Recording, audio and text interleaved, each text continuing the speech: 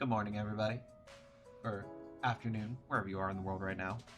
It is very in Tucumcari, New Mexico. We last left off on our little trip to Full Sail University, while also just enjoying the camaraderie of just chatting with one another. And we're going to be back on the road again. Unfortunately, Athonian and Dean are still asleep, so it'll be just Dark and I chatting about all sorts of random shit.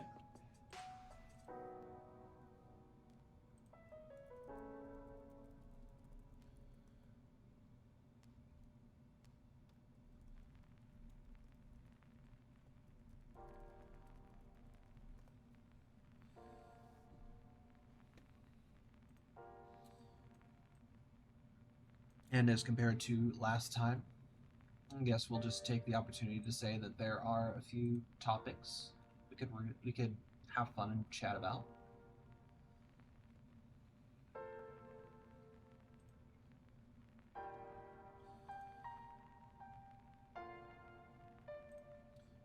And beyond that, we're just going to go ahead and get on the road again, and once again, map the route. Yep. Alright, so a little reminder, if you haven't tuned into the first episode of the podcast, our goal is to make it from Albuquerque, New Mexico to Winter Park, Florida, while all the same just chatting about all sorts of random stuff.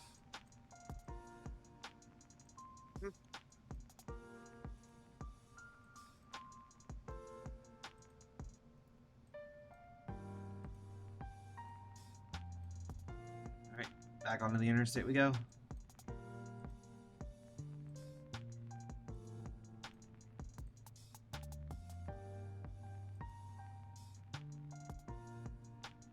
Oh wait, I don't think I'm supposed to be on this side of the road. Whoops.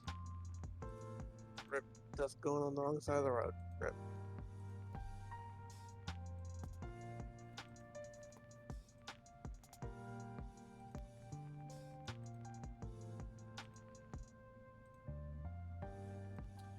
So what's new with you, Dark? Have you been reading anything good lately? Watched any movies? Played any new games? Nope. Mostly been the same stuff. Prepping for your games and all that? Yep. Currently working on stuff for Pathfinder tonight. Hell yeah. And for those that are just tuning in that don't know anything about your game, why don't you go ahead and talk about it a little bit?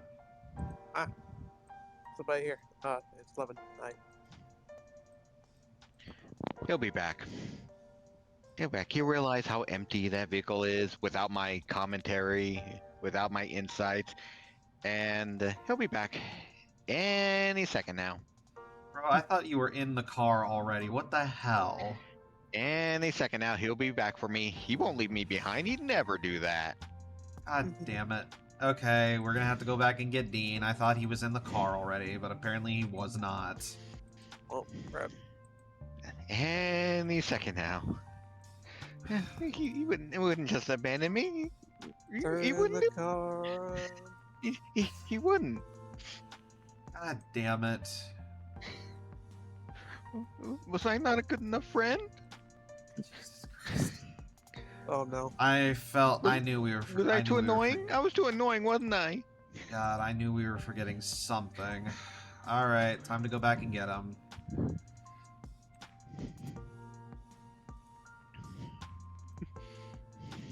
Yeah, any second now.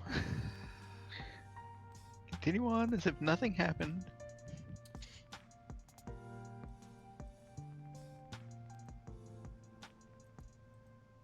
Damn it, Dean, get in the car. We have Athonian asleep. We have Athonian asleep in the back. Get in. I knew you wouldn't forget about me. Of course you wouldn't. I'm the heart and soul of this trip. Yes. Yes, you are.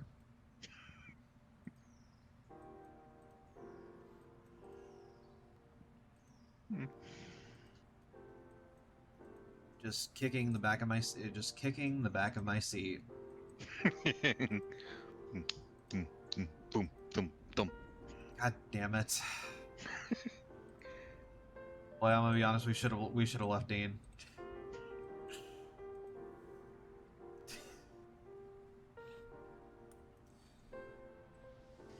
You know what? I'm just gonna text and drive at the same time. Oh shit. Hey yo. Dean, thank you for subscribing for 13 months. No problem. Surprised it's been over a year now.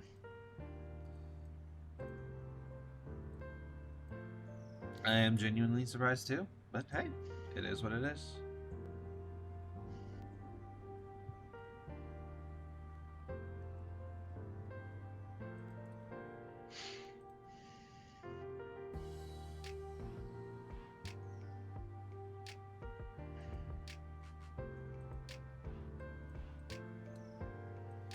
Oh, Dean, anything new with you? Read any good books lately? Seen any good movies? Not as much as I would have liked. Just keep getting distracted by things. I can never seem to settle on one thing to do. Mood.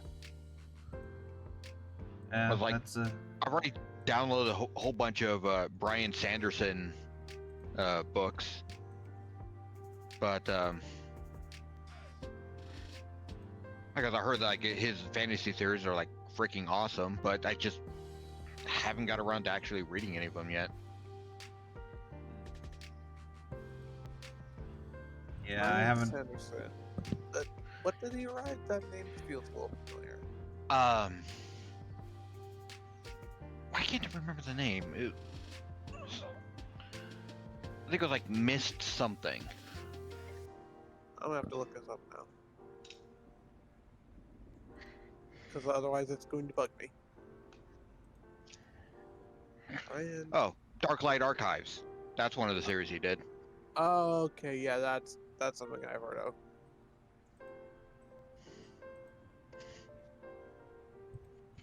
He's got like a ton of books. So once I get down to reading it again, he should be able to occupy me for a while. I believe the last book series I read was the entire Percy Jackson series, which I thought was really good.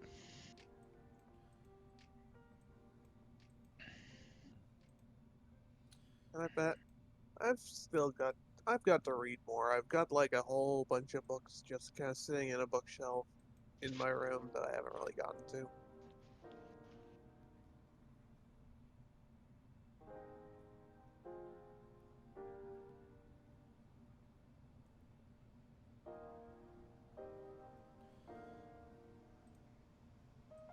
I have a lot of books that I have, and yet I still haven't read any of them except one.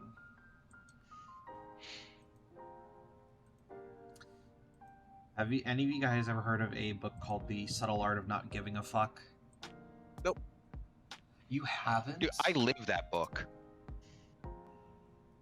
How have you guys not heard of that book? Also, Dean, you're floating midair. I just realized. Oh well. Whee! Dean became God. I was ready to smite you if you didn't come back for me. It just reminds me of I'm just thinking of a lyric from a Clutch song.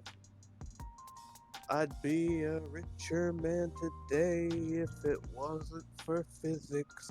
If I could levitate, I would sell lots of tickets and maybe do an interview with Larry King while floating.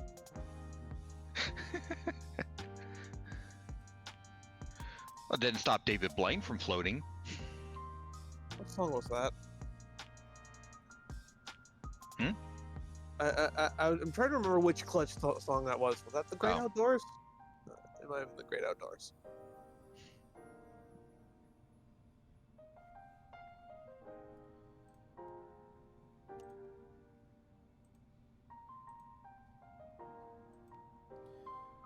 Yeah, I've been reading The Subtle Art of Not Giving a Fuck. It is a very, very good self-help book. Actually inspires me a little bit to actually continue working on my own book. Okay, yeah, it was the great outdoors.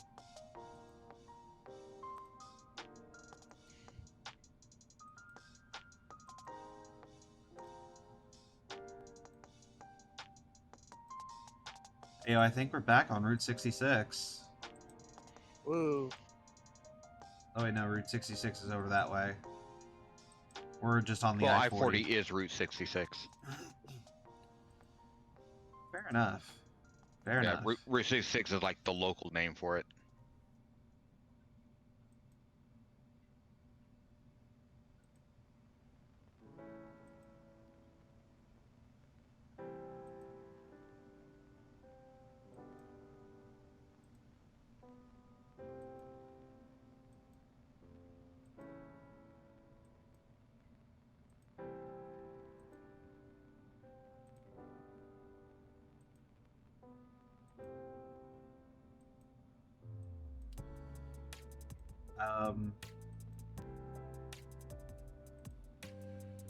Man, the view is depressing. What, the view or the video? The view. Yeah, it's just Well, desert. it's just desert. We all knew what we were getting into when we got on the road. We were in Albuquerque. Yeah, from what I understand, it's like there's just a lot of this out that way. Yeah. At least You we're can look- not Arizona. Oh god. Man, reminds me of all the times my my grandparents kind of talk about when they moved here, because like they were originally from California, but they moved to Alabama. They just drove across the country, and I imagine they saw a lot of this. Yeah. Which, thank God, I'd love not being in California. You know, I keep hearing about a lot of HOA horror stories about how they preferred like all the houses be beige.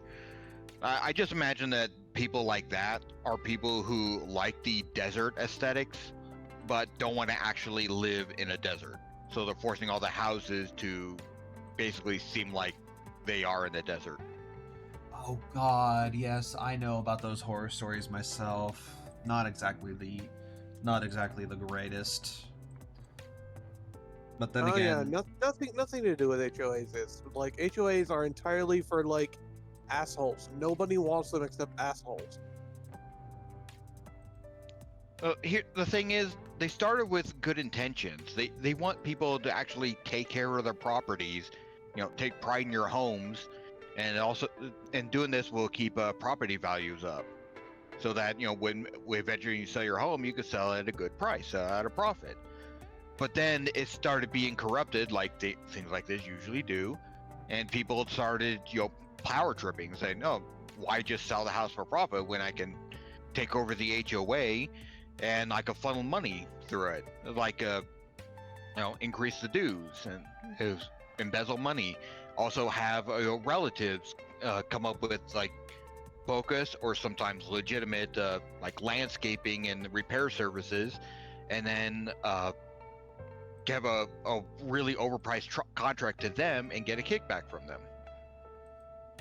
I don't know what wouldn't it. I don't know. For me, it's like even with the good intentions, I've kind of just got this attitude of my house. I'll do whatever the fuck I want. Leave me alone. yeah, I Well, hate you're not wrong. I hate HOAs that try to enforce regulations and all that shit. Honestly, I'd say if the regulations are reasonable, then fine. It's just basic upkeep that you're expected to do on your home anyway, to at least keep it looking halfway presentable. I have no problem with those. It's those that have excessive regulations, either because they have unreasonably high standards, or they're setting expectations that they know people won't be able to meet, so they have an excuse to fine them and get more money for the HOA, which means more money in their own pockets. The moment you start putting money into the mix, it's just like, no. Yeah. Because, like, this shit with dues, it never goes well. Like, an agreement between neighbors, sure, but if you're bringing money into it, no. Go away.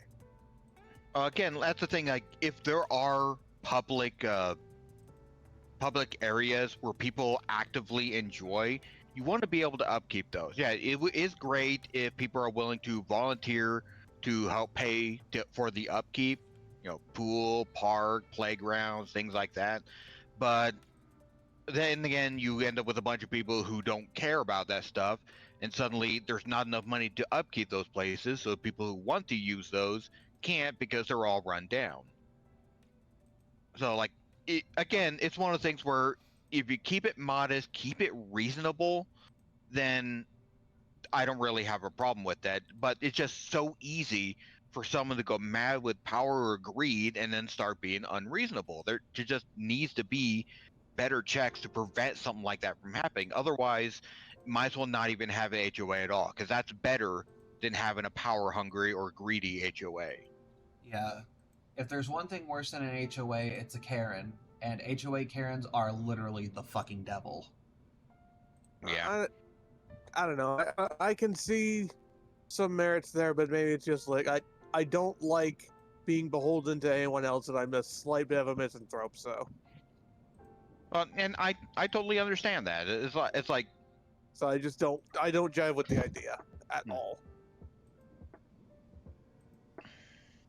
I just don't trust people to not be jackasses. Yeah. And to be fair, I would never want to be an HOA anyway, because even if I do find a good one, there's no guarantee it's going to stay good. But Exactly. once it turns bad, you're basically shit out of luck unless you actually find proof of actual legal wrong or illegal wrongdoing, and you can drop the hammer on them. But if you can't do that, then you're shit out of luck. Yeah, exactly. Like you have to deal like, yeah, like there's nothing you can really do if it does go bad. So it's just like, well, for the most part, but it's like, so you're just like, well, fuck. I guess I gotta either deal with their bullshit or move. Also, it looked like Athonian woke up. Hey, Athonian, good morning, buddy. How you doing? Hey,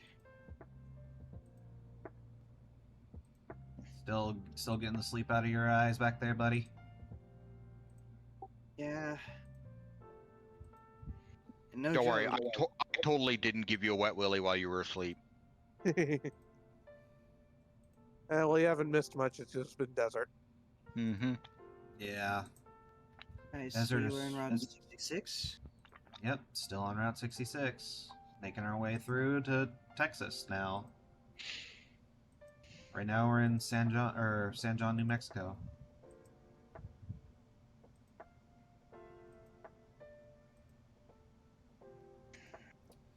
God, I'm fucking stupid.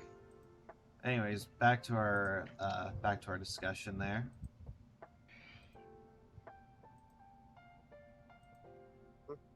It's like I was looking at, no, not Brian Sanderson, it's Brandon Sanderson who wrote the Stormlight Archives.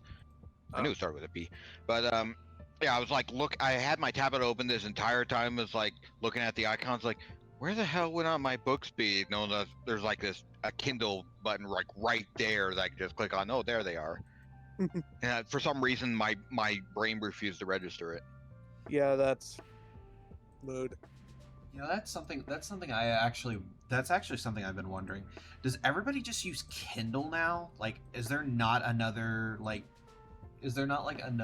app that you can use to like read books, like Apple Books or something like that? There was something called Nook, but I think that kind of fell by the wayside. Yeah, and I don't know. I've got physical books for the the most part. Yeah. It's just I haven't gotten to them yet. Well, Yeah, well- I know that Amazon did say that they were trying to put like every possible book in digital format for people to read. So it's like if you can't find it elsewhere, chances are Amazon is going to have it.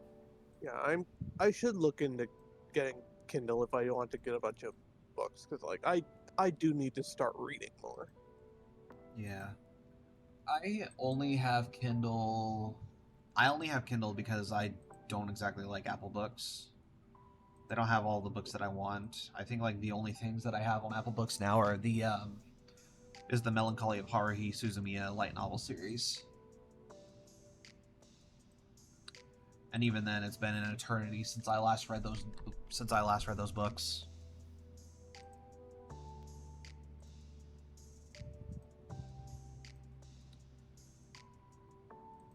Yeah, I'm gonna be honest. Having a physical copy of a book is loads better than having like an ebook version, because if you end up getting if your account ends up getting deleted, you lose that book permanently. Yeah, unfortunately, that's kind of just something we have to deal with these days. Like, you don't actually own much of anything. Yeah, everything's digital now. It's basically just one of those things where it's just like, oh, you own a digital copy of this. Well, hey, guess what? If your account gets banned or deactivated or anything whatsoever, you don't own that game anymore. Fuck you. Yeah, you know, it's like what a lot of people have been saying nowadays. If buying isn't owning, then pirating isn't stealing. Yeah, I'd say piracy, yay, except against indies, because they actually need that.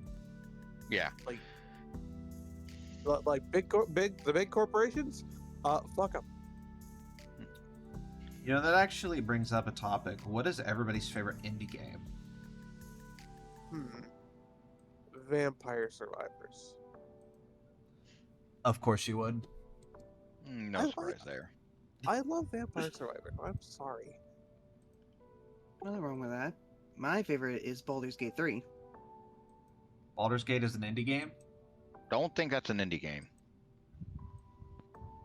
Yeah, I mean, isn't it made by Larian Studio? Just I don't think that's an indie developer. Yeah, Larian Studios isn't an indie developer.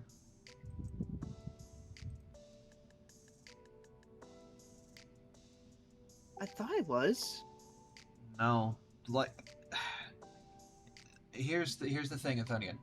Things like Hades, Vampire Survivors, Dead Cells, stuff like that. Those are indie games. Those are made by independent developers without the assistance of any of the big corpos. Like my favorite indie game of all time is and forever will be Night in the Woods. With Undertale and Deltarune being a close second. well, actually, looking on like Wikipedia, Larian Studios is an independent video game developer. Oh, so they are? Huh, interesting. I was right. That's a does count. Okay. It just I think it's what confused me is the success that Baldur's Gate 3 brought them. Yeah. It's like, now can they really be considered an indie developer now that they have such huge success? Yeah, but by definition, they are an independent video game developer and publisher. Fair enough. So, Athonian, your answer is very much valid. Huzzah! I was 100% right, and I didn't even need to make second guesses. I honestly didn't think it was an indie developer, but you certainly thrown me for a loop with that. Yeah, like I knew it was an indie developer because like I've been hearing it like multiple times, especially from like different servers on medias, and like yeah, the Larian should be like independent, right? Even if like, you know. God, I should be remembering this because the last time we were on the road like this, we were indeed talking about Larian Studios and a lot of the games that they did.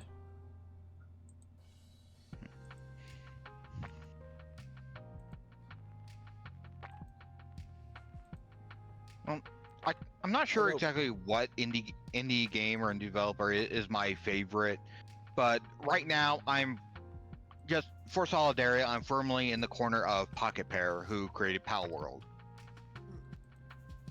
I still need to play Power World. I just haven't been able to get it. Isn't Nintendo still going after the developers of Pal World? Yeah, but here's the thing: they basically just publicly shot themselves in the foot because How another so? another indie developer created another game called Pal Land, which is basically very much like Pal World, and yet Nintendo is actively ignoring them, despite the fact they allowed that game on their Switch. So this shows that they're specifically targeting Pal World because it got so popular. Because Pal Land currently isn't a threat. Pal World is. So they're going for Pal World while ignoring other games that have very similar mechanics. Basically the exact things that they're suing Pal World for. Yeah, Power World is actually making themselves a TCG, it seems. Yeah. Oh shit! And they've even Pal World actually recently teamed up with Terraria. Oh, Damn. that's right. Yeah, like I remember they're actually bringing out a couple of monsters from Terraria into Power World, including the equipment. That is What that is so fucking cool. Yeah, like wasn't one of them the what was it? It was the endgame sword that is like so godlike powerful. What was it called? Like the Terrorblade or something like that? Or is that like the older endgame blade and they made a new one after that? I think they have like a new strongest one now. That's like a combination of everything. But Yeah, it's the name is escaping me right now. And I can apparently look they it up. also have the Moon Lord in the game, Oh. which is the final boss. Don't they have like downloadable, or don't they have like expansions coming that are basically just like continuing to immerse us in the story of Power World? I think the Zenith is the final sword. Yeah, it's the Zenith. I just looked it up.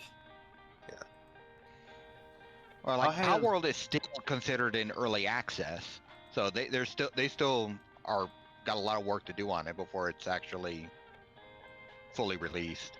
Oh hey, look, we finally got some green. Holy shit! Yay! And back to brown and Yep. green. We have bits of green. Oh, this is like during the time of spring, I assume.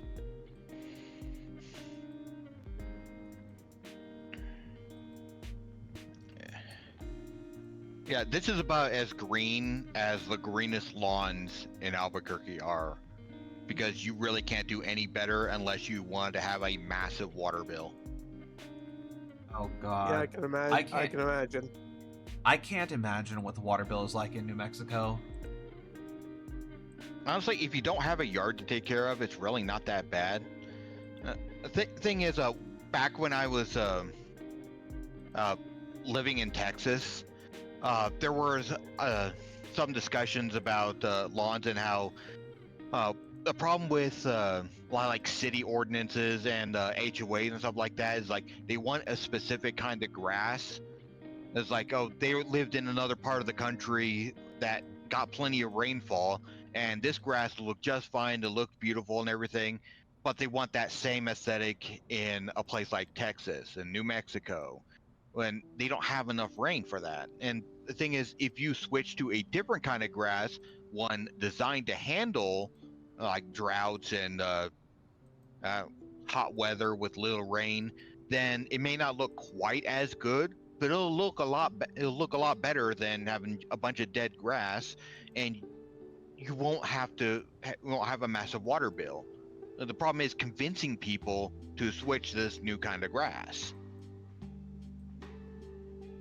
It's like, again, the talk we were talking about earlier about HOAs. Like, they want things their way, and if you don't like it, well, fuck you. Hey, guess what? We're now leaving New Mexico. Everybody, I welcome you to Texas.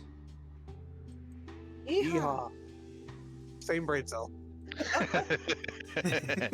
Wow. We actually said it together.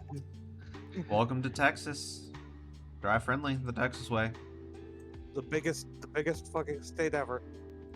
Exactamundo. And home, Everything's bigger in Texas, including the disappointment. but it is Yep. home to one of the newest survival games, Into the Dead. It is also the home. It is also the home of Funimation, or Oh, was the home of right. Funimation. I think it's. Oh, I think it's Crunchyroll now, because Crunchyroll is now located, I think, where Funimation used to be, Flower Mound. It's also the home of Rooster Teeth. Y'all know this the studio I wanted to go, or the animation studio I wanted to go work for before they ended up getting shut down. but Yeah, I live in Houston. Yeah, of course we know Rooster Teeth. Who wouldn't? Yeah, yeah, of course, everybody knows Rooster Teeth. Yeah, I'm still wondering what Bernie's gonna do with that, because he got the rights to Rooster Teeth back from Warner Brothers, He did, yes. because they were owned by them for a while. That's why they were able to do a bunch of collabs with DC Comics. Yeah, and of course, two specific movies that we don't exactly talk about anymore. What, Laser Team and Laser Team 2? Oh, what the fuck? Laser Team and Laser Team 2 were fucking god tier. I'm talking about Justice League X Ruby. Why Yeah, is that? I know that it kind of sucked, but so if you weren't spoiled with actually good, DC and Ruby animation and stuff like that, it was kind of they were kind of fun. But when it comes to what the source material, no, they were not good.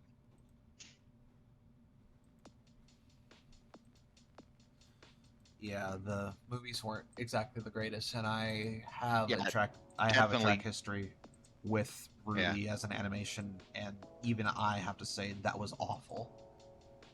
Yeah, they forced it too much. Yeah.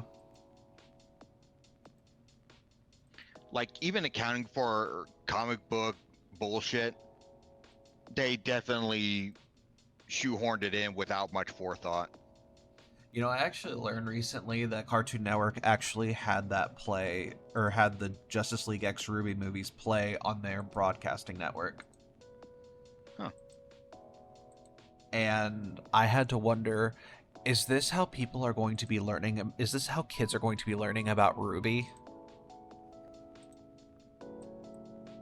Oh, that's depressing. Because the next thing you know, a lot of kids are going to be asking, where's Superman? Where's Batman? Where's Wonder Woman? And I'm like, why? Why are we doing this? Why are we doing this to the next generation?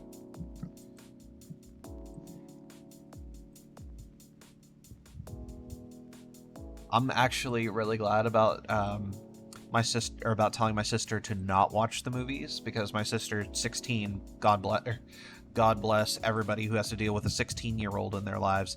I started her on Ruby's Volume 1 and 2.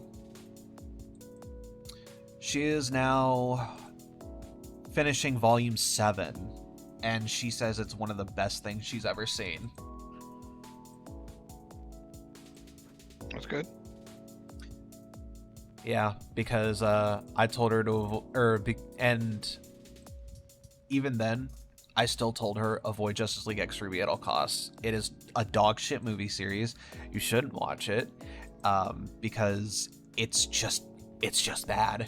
It's awful.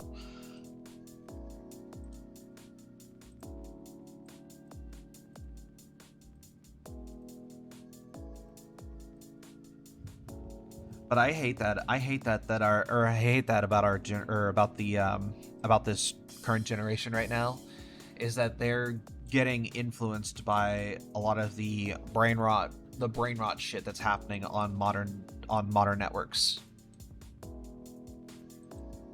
It's unfortunate.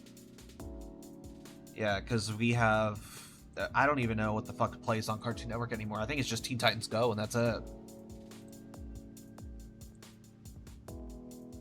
You can quote me if I'm wrong. You can quote me if I'm wrong about that, but that seems to be all there is that just plays on Cartoon Network now.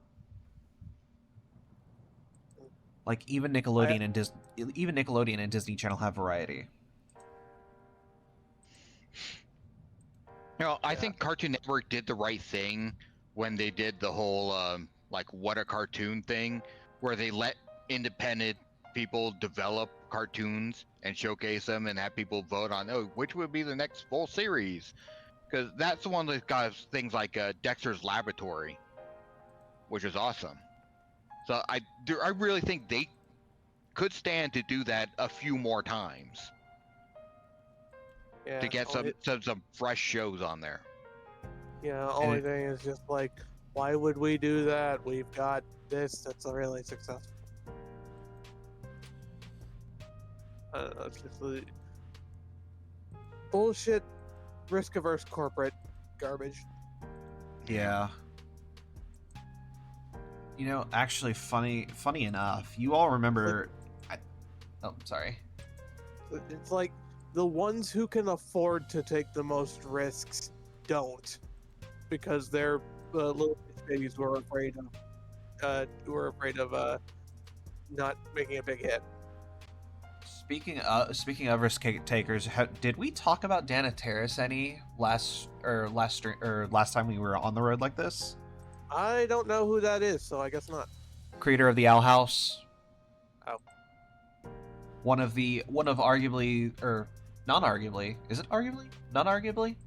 Either or. It's one of the it was one of the best shows on the Disney Channel, and the mouse basically gave a big fuck you to her because of some of the content on the show, because the mouse didn't like that the main character was queer. Yep. And that there was somehow it made its way for Primos, which is arguably one of the most controversial shows ever. For those who don't know, Primos was, or is, I don't know if it's still going around, but anyway, it's supposed to be a show about some girl who is Hispanic and has like Hispanic heritage coming over to the house. It was supposed to be her best summer days, but apparently when the cousins came over, it makes things a little bit more difficult. And the reason why it's controversial are a few things. The Hispanic heritage is wrong. The cousin names is so freaking controversial because there were some explicit names because for each characters, and one of them is named something that is so inappropriate I'm not allowed to actually say it. And terms of service here. Yeah, and get this: the location that they're in is called Terremoto City, and terremoto in Spanish means earthquake. And there's been a lot of earthquakes in Mexico. That it was a horrible name for the location of Primos. Just the thing about the Primos is like it's so controversial. The creator just defends it without any second thoughts. Like, what the hell? I thought you were supposed to be the goodie. Oh, hello, Nathan. How's it going? Yeah. Oh Of shit! course they do, I 'cause think like that. I think we just picked up a hitchhiker. 1 second. Alright. Yeah, we picked up a hitchhiker. Where are we going? We are just on the road, just talking and chatting. You're welcome to join us. Yeah, we're heading to Florida. Which Gonna get us a gator. Right now we're in Texas. Well, I just left Florida. I don't know. Went back. Well, you're going back. Well, you're going back. I'm sorry. Yeah. But yeah, it's like, it just seems like the norm these days that like people will like create shows, put them out there. They'll be the worst garbage ever. Yet these people are so self-deluded that they will think it's the best, and it's just online trolls. It's like, no, you made something shit. Learn and get better. Don't be an arrogant asshole. But no, that's the norm these days. That's why I'm super appreciative of what Glitch is doing with this when it comes to the animation nowadays, because we're getting like amazing shit from Glitch. We have what? The Amazing Digital Circus, we had Meta Runner, we had what is it? Is it Gaslight District? Yes, Ice District, and then there's also Murder Drones, and if I recall correctly, oh, what was I forgot what that one was. It's with cats and like in the 1900s, early 1900s, and it's about a speakeasy. That's not from that's Lackadaisy. Lackadaisy. Lackadaisy's not being funded or is not being made with Glitch. Oh, I thought it was because like Nope. when I heard like Michael Kovac, I could Michael Kovac, yeah. yeah like Thing I is- thought it was. The thing about Lackadaisy is I first found it when it started out as a webcomic. Same here. That's right, and oh, I've been meaning to actually read one of the comics on the web. Oh, you should. It's so charming. Mm-hmm.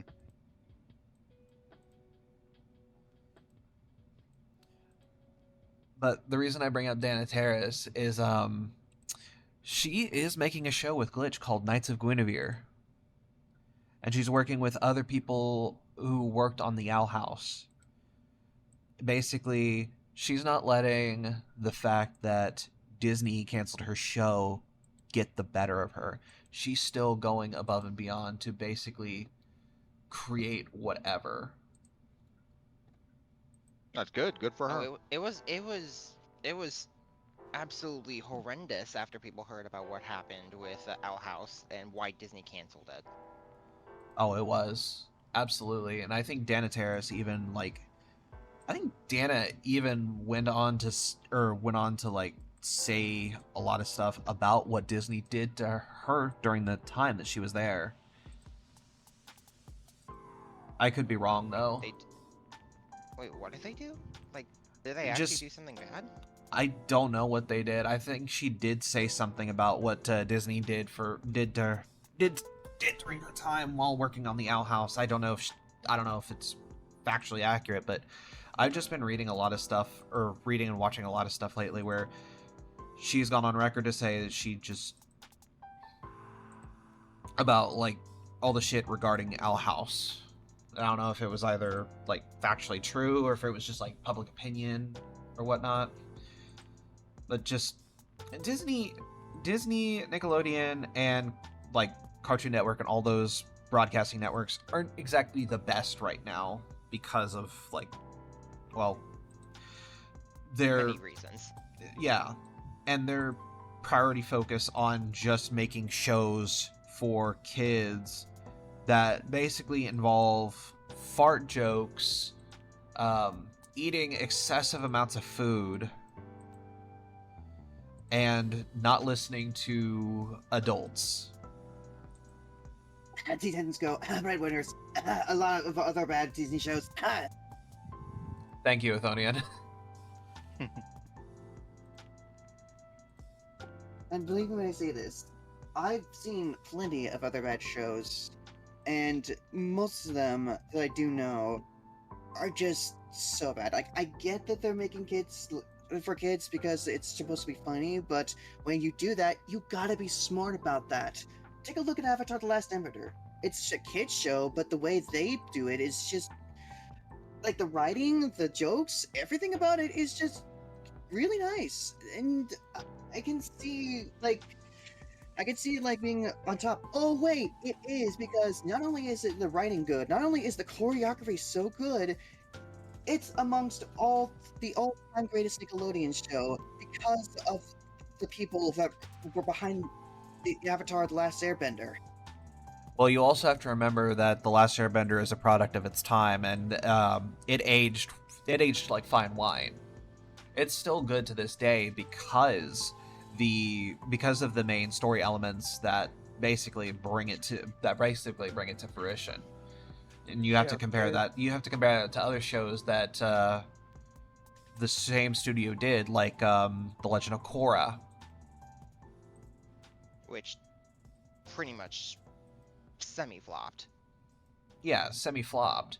So I'm kind of teetering on the faith that this next rendition of Avatar, this next chapter, as it were, after Korra, is better, because now the Avatar is seen as a threat.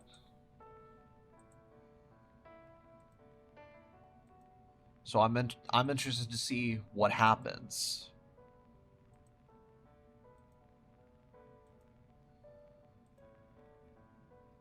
But you know what? That actually brings up a very good discussion. What is the worst animated show you've seen in your life?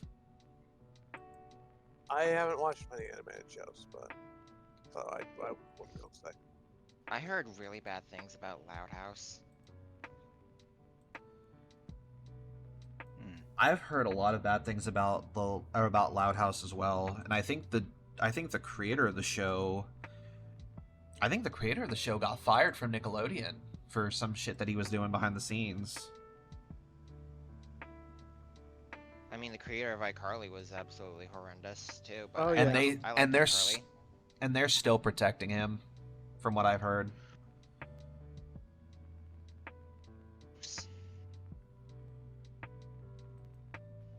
Yeah, Chris Savino, alleged sexual harassment, which led to his suspension and subsequent firing from Nickelodeon in 2017. Dozens of women accused Savino of inappropriate behavior, including unwanted advances and threats of industry blacklisting.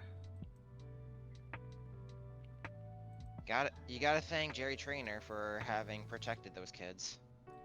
Yeah, Jerry Trainer did an amazing Because he did a lot. Yeah, is Dan Schneider still with Nickelodeon, or did they finally fire his ass? Do we know? I have no idea. Can we look that up real quick? All right, I'm on it. Go Wikipedia. Hold on. Because I know Jeanette McCurdy hated her time on iCarly and subsequently Sam and Cat. I actually liked Sam and Cat. I wish it didn't really flop as it should have, because there were like lots of good connections for Sam and Cat to act be like sort of couple thing. Okay, it looks like Dan Schneider's not with Nickelodeon anymore. Oh, good. Okay.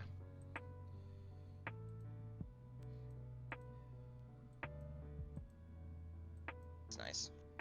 Yeah, that's always nice that you don't have to worry about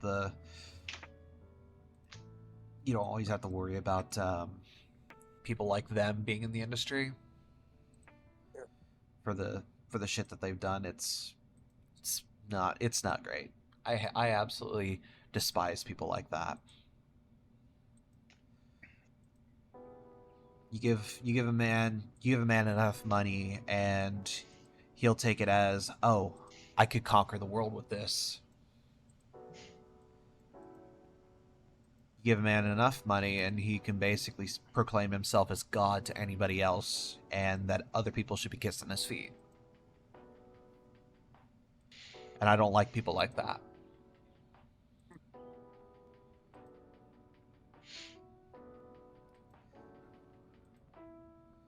You know, it's kind of like how a lot of Karens act. Think about it.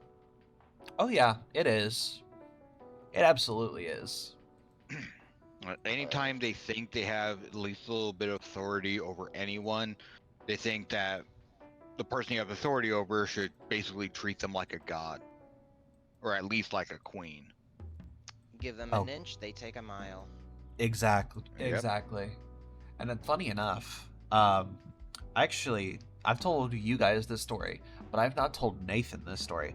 I've had to deal with a Karen myself personally lately, or not lately, but like within like the past year lately. Ooh, give me the deeds. Okay, Is so this someone other than your mom? Yes, someone other than my mom. But I've told you guys this story already. You know the Karen that threw cheese at one of my coworkers while I was working at Walmart? I don't think you told me this story. I don't I remember haven't. Cheese at one of your coworkers? Yes. that. I'm pretty. Yeah, I guess you have not told us this because, like, if I would have remembered that. I swear I told you it. I would have Like, no, remembered. apparently not. Just- Okay. All right. Story time then. So, as you guys know, I used to work at OGP at or yeah, it's OGP? Yeah, online order filling and grocery pickup at Walmart for 3 months before I moved to Ohio, and during that time, I had to deal with during that time, one day, I had to deal with like a lot of shitty people, but one day in particular, this lady is bitching and complaining to one of the people in Delhi about not getting a specific type of cheese that she wanted. And this dude couldn't be older than like 20. Is just, trying to deal with her and get her situated and taken care of, and telling her, hey, listen, we're out of this type of cheese, and she says, I don't fucking care, find it. Being that kind of Karen. And I'm just kind of sitting there, I'm also waiting on some stuff that I have to pick up for somebody who's asking for it, because when it comes to online grocery, we have priority over anyone else, and that was just the policy there. But anyways, I come up, I'm waiting there while he's slicing other types of cheeses that she wants, and she looks at me and is like, can you believe this? I'm like, ma'am, what are you complaining about? And she's like, I asked for cheddar, not mozzarella, not provolone, cheddar. A very specific type of cheddar, I might add. And it was a type of sharp cheddar that we didn't exactly have at the store that day. So we're trying to tell her, we don't have it. But he sees me, this 20-year-old dude working at the deli counter sees me, is like, oh, yep, here's your order, or here's the stuff for your pickup. So I take it, and she gives us both this shittiest fucking look ever.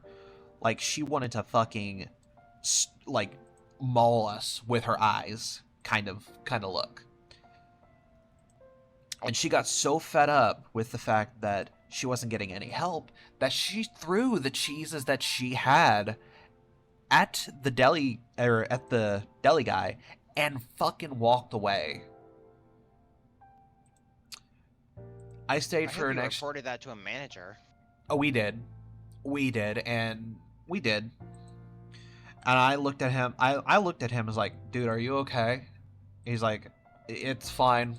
We've had to deal with her previously. She was kicked out of the Walmart last Sunday for this same behavior. And I'm like, why the fuck is she back? He's like, I don't know. It's the only Walmart around here that apparently caters to whatever she needs. But needless to say, I reported that shit to my team lead, and I'm pretty sure he reported it to his team lead as well. And I think I only saw her maybe once before I left Walmart. Never saw her again.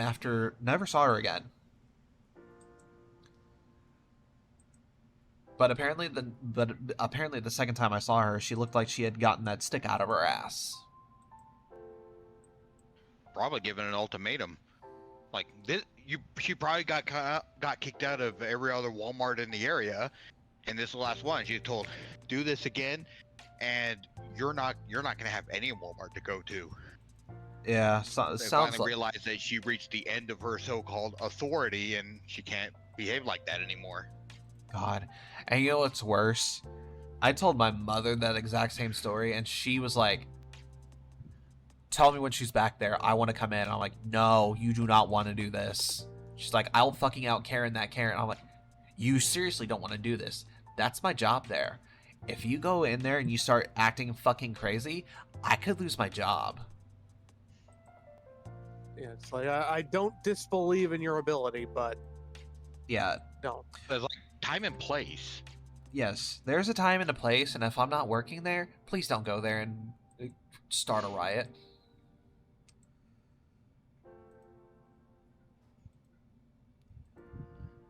Yeah, freaking people. Like, if there's one thing we need these days, it's to bring back the concept of shame. Karens have no shame whatsoever. What are you talking about? They don't It care. feels They like just It feels like nobody these days has any sense of shame. It's like any attention is good attention. Friggin' who cares if you act like a jackass? As long as it's recorded, then you can post it on TikTok or Twitter or whatever and get instantly famous, apparently. God, Yeah, that's absolutely yeah, the worst. people just don't have any sense of like shame anymore. They they I do feel something bad and shame. they're just they do something bad and they're just like oh well. I feel shame for how badly people are capable of being and how incredibly thick-headed and almost predictable they can be. Here's my take. Uh, we shouldn't bring back shame. We should bring back consequences. Well, shame keeps people from doing it in the first place as well. The thing is, by letting them deal with consequences of their actions, shame will naturally follow. Because right now, they're not really. A lot of times, they don't suffer any consequences for their actions, which encourages them to keep doing it and even enforce the belief that they are right to behave that way. Now, this may be a bit of a hot take, but in some ways, the golden rule kind of bullshit. At least the way that it's currently interpreted. You know, do unto others, you would have them do unto you. It's like, what if the idea is that if you treat people well, you'll be treated well in return. But what if you're not treated well in return? The golden rule doesn't answer that. What it's supposed to inspire other people to treat others nicely, but a lot of times, sometimes it doesn't. There are people out there who deliberately, whether they realize or not, take advantage of other people following the golden rule. Because if you treat other people the way you want to be treated, that means you're not going to let them suffer consequences of their terrible behavior. Yeah, I that's say, factually accurate. yeah, I say we should change it to treat people the way they treat people. Do unto others as they do unto others.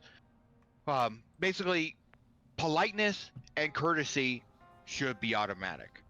Respect should not. Respect needs to be earned. And so, Yeah. if you don't know, and whether or not you show someone respect is determined by how they treat you and how they treat other people. So, if you don't know someone, treat them treat them with politeness and courtesy, then see how they behave. If they don't treat you well, they don't get respect. They lose the right to courtesy and politeness. And As a natural punishment for how they behave. If they do treat you with the same politeness and courtesy that you show them, they deserve your respect. And you know, I am a living sentiment to that rule, particularly because that was the way my dad was brought up to be raised. Treat others the way you would want to be treated. And oftentimes that has made me a victim of people who would walk all over me. Not gonna name any names because there's a lot of people that have done that to me in my life. But still, I'm the kind of person that even if you do wrong by me, I can turn the other cheek and basically say, look, what you did was wrong. and I want you to take accountability for that. And if you can, then maybe we can start talking again. If not, then you know what? Good luck. You're on your own.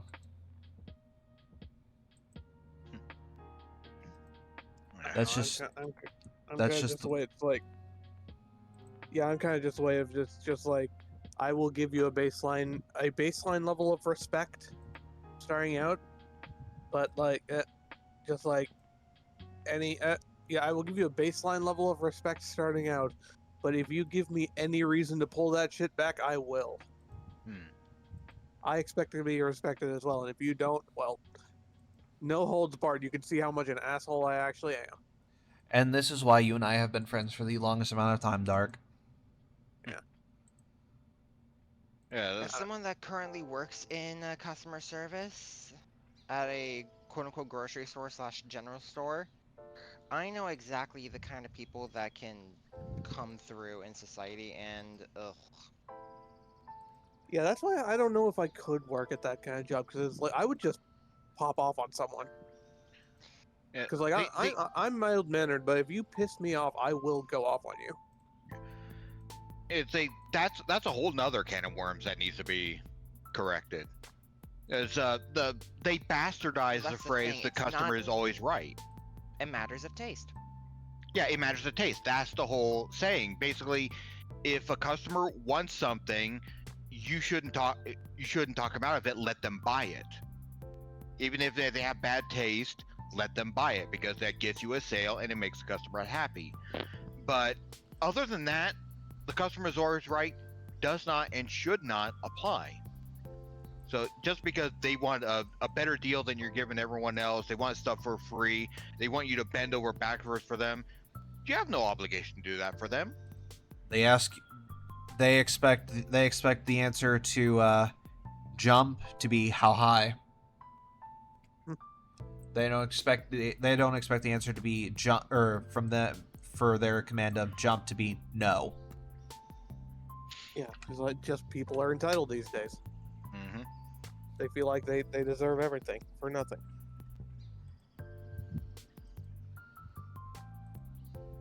And these are why I hate people. Mm-hmm. They're the worst.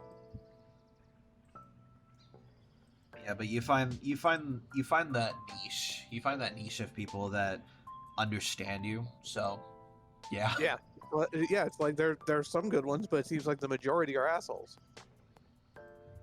That's why I don't like them. Yeah, it's like an old saying where if you go out and you run into one or two assholes, chances are you ran into one or two assholes. But if you go out and it seems like everyone's an asshole, then You're the maybe asshole. you're the asshole.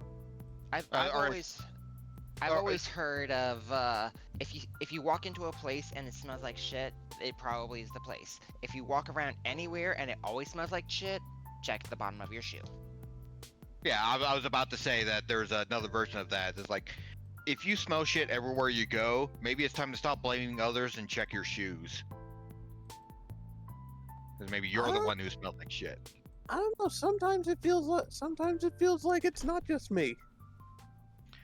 No, I'm not saying. No, that's why I said it was an older saying. It may not be as applicable now as it used to be, because now it seems like more and more people are acting like assholes. So the chances you running into assholes has increased exponentially due to this sense of entitlement they've started to have. Yeah, it's just like I don't know, I don't yeah, wanna it just feels like these days the internet has revealed so many jackasses among us, and also created so many. I don't want to sound political, but it's usually in red states. Yeah, I would disagree with that, but again, we're not getting political. That could be it. I'm not saying it's true or not, but it could be true. But it could also just be that people in the red states are just more vocal about it. Yeah, that's usually how it is because again, I lived in a few red states, so kind of know a thing or two about people being very vocal. I just oftentimes keep my mouth shut because I don't give a shit. Everybody's opinion is their own opinion, and I've learned pretty quickly that your opinions can easily be shot down no matter what. So I was just like, you know what? If you want to be right, you can be right. You know what? That's your fucking opinion. Let somebody else knock that sense of reality into you. I had to learn that with my sisters the hard way.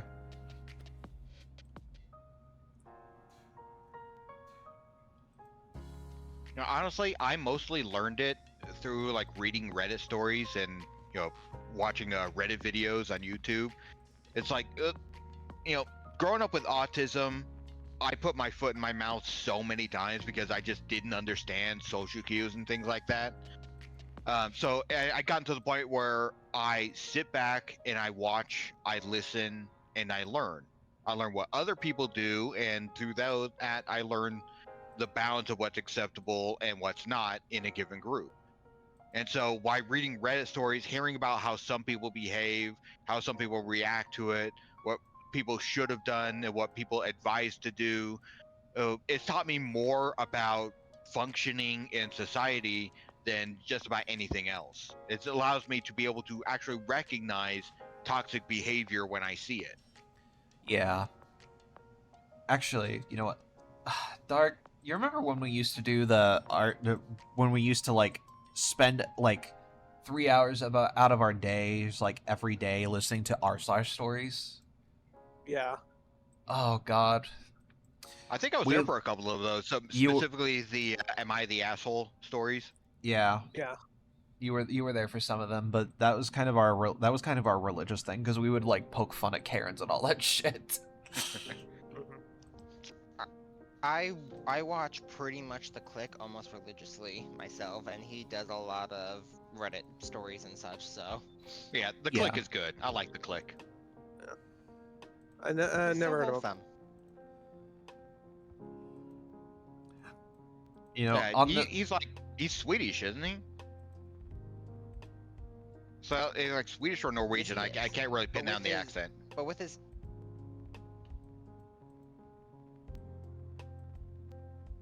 Go ahead, Nathan.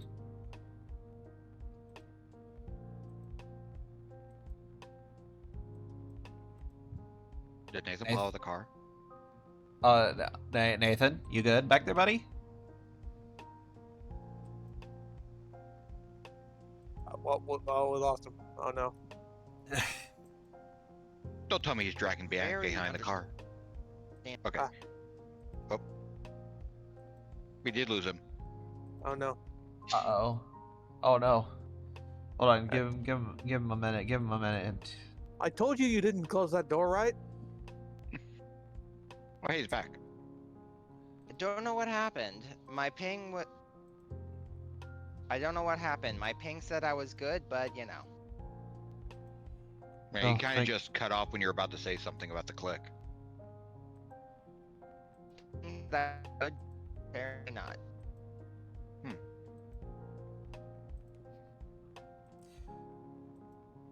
Boy, you know what? Oh, sorry.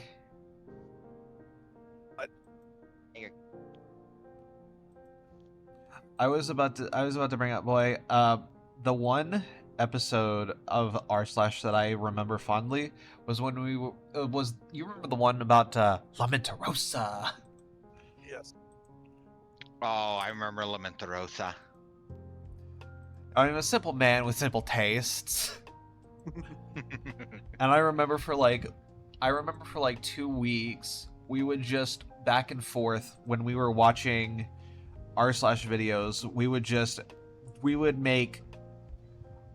would have our emotes rate the story that we were listening to, because r/ had this funny way of doing it.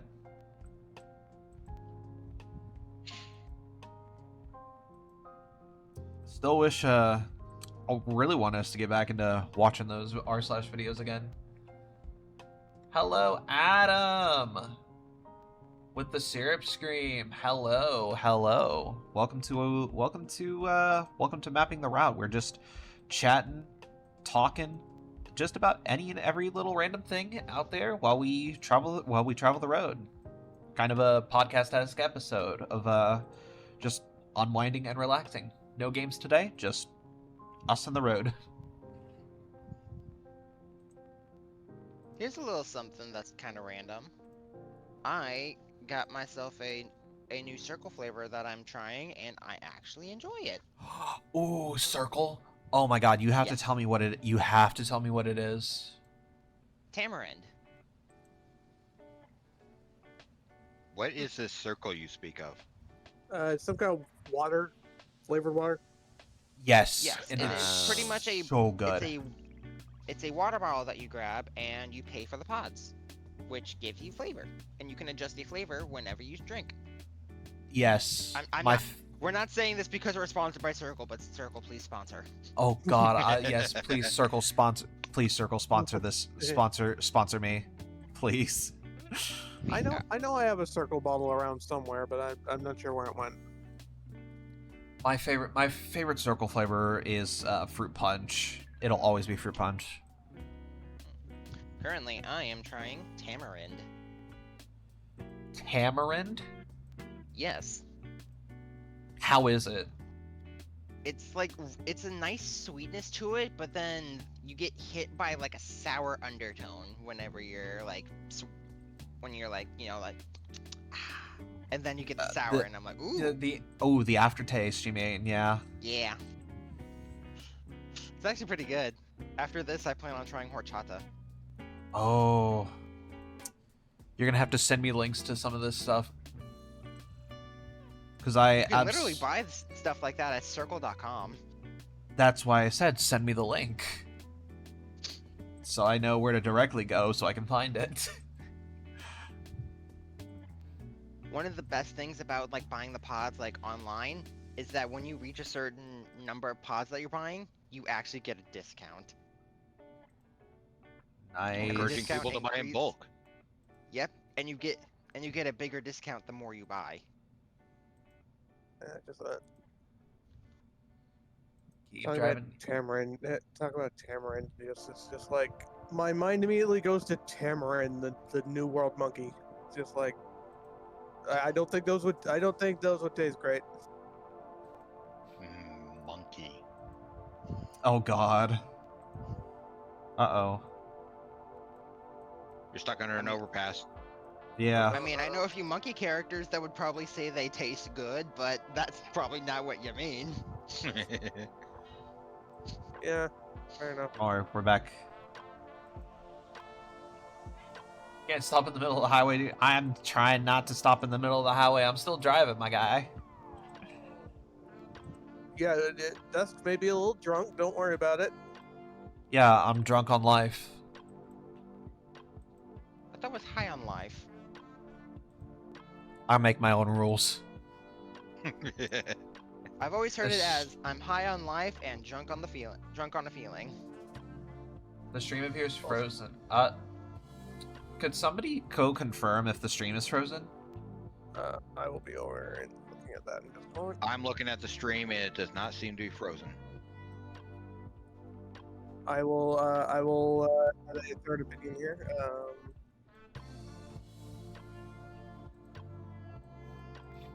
Okay, yeah, it's not frozen for me. All right. So, Adam, hang on, maybe it's something on my. Yeah, just try refreshing it. If it's frozen for you, try refreshing the stream.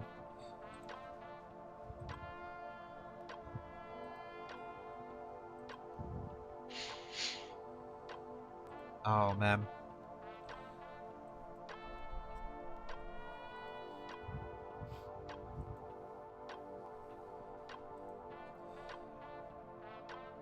You know what kind of podcasts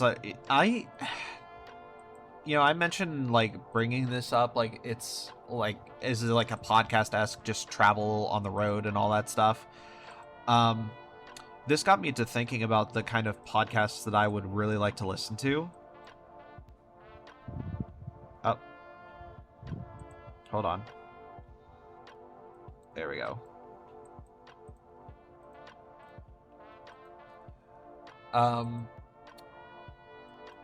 You know what I would really like to listen to at some point, or at least try to do? I would really, really like to do a true crime podcast. Yeah, because there ain't a million of those already. Well, fair enough. I don't know. Also, I don't know. I guess it depends because it's like I don't really like a lot of true crime podcasts because they seem very disrespectful.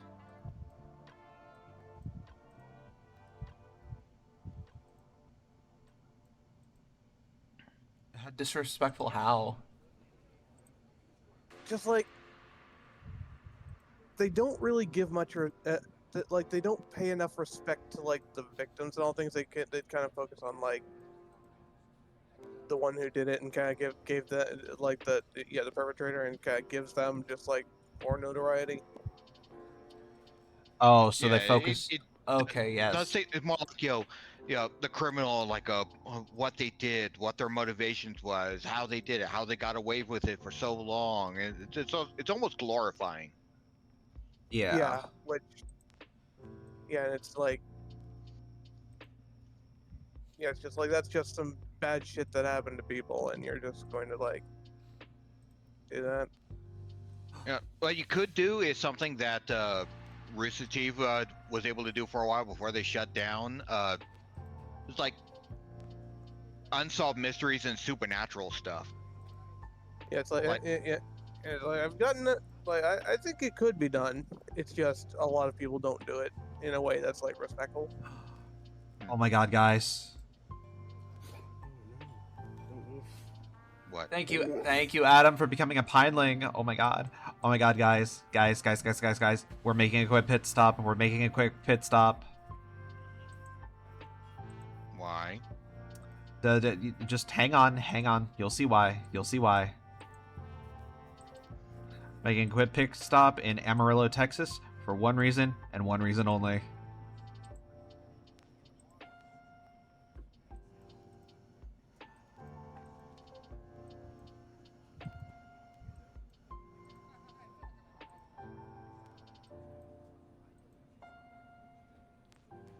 Gentlemen.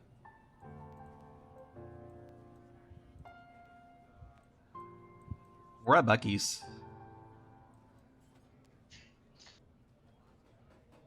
A Buc-ee's. We're at a Buc-ee's? Buc-ee's, yes. Bathroom I break. thought that was a Canadian thing. No, it's not. There are quite a few here in the U.S. I always heard it as a Canadian thing, huh? No, it's definitely not, though. Yeah, apparently. I've never been to one, but apparently they're around. Yeah, Buc-ee's is like, oh, so good. I love going. Like, every time I've taken a road trip, we've always ended up at a Buc-ee's, and I go in there, and it's just like, it's more than just a gas station. It's like an entire fucking mini mart in there. You don't have any Buc-ee's over in Canada?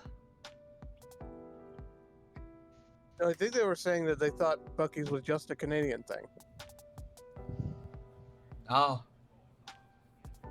But no, Adam over here, new Pineling, 121 followers, by the way.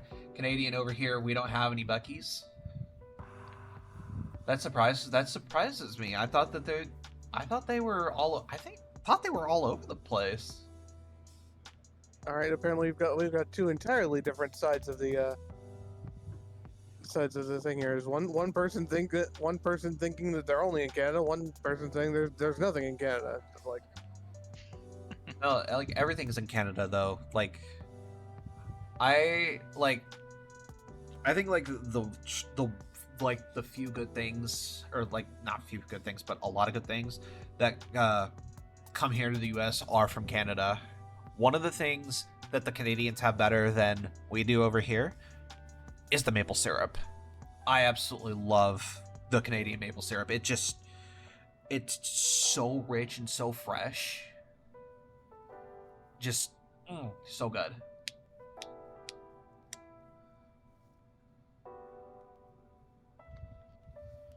And their bacon too. Their bacon No joke. So delicious. But it's just ham. But they do it. They make it in such a way that it's like really, really good. I'm here to break the stereotype. I've never had maple syrup before.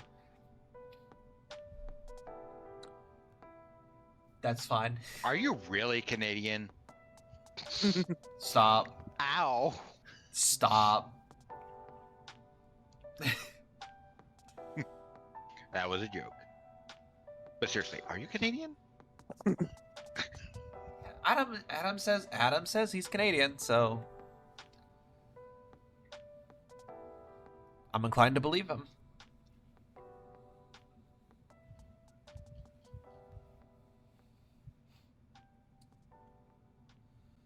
All right, bathroom break done. Do we have everybody? I don't want to forget anybody like we did Dean. Yeah, I'm that here. would've been important. I'm trying to choose the proper chips to buy for the trip. Dean, hurry up. Oh, if he's getting something, I'm gonna go grab some candy.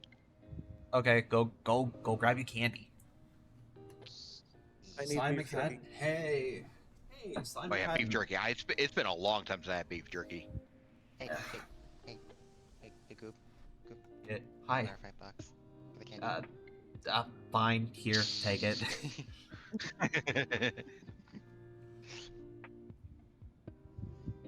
They say one of the big rules about picking up hitchhikers is don't trust them. But hey, it's an otter. I feel like we can trust an otter.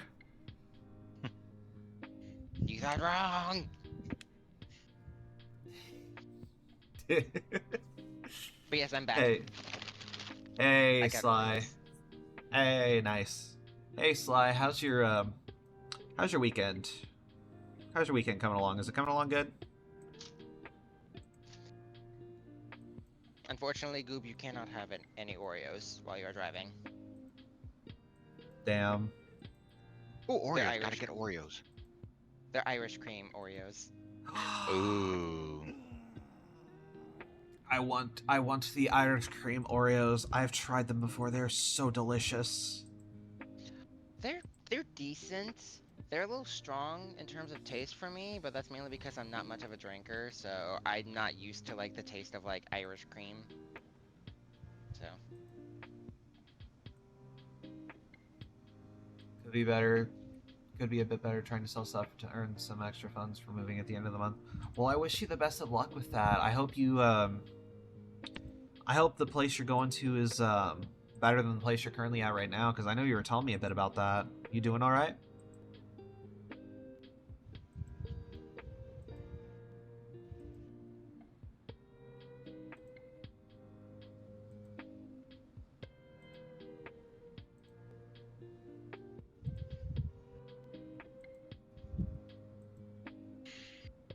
He'll come back for me any minute now. Dean, Dude, I think we stop. forgot something. I know haven't he's- finished choosing my chips yet. Bro. We had to have Ethonian drag you back to the car. I'm sorry. If you couldn't think of what chips to get, I'm sorry. Should've just gone with original. Yeah, go No, with go Lay's. barbecue. Actually, I think I'll get some Maybe Takis. Maybe cheddar cheese. I like both. I've kind of developed a taste for Takis. All right, we're at the first big. Yeah, I'm okay. Just a lot of life drama. Just Adam having trouble forgetting birthday gifts, so kind of down due to that. Well, hey, listen, Sly. Here's the thing. I think your presence in his life is a gift enough. Don't forget that. And is the radio broken? No, it shouldn't be. But anyways, first big choice. Do we continue on Route 66 or do we go Fort Worth?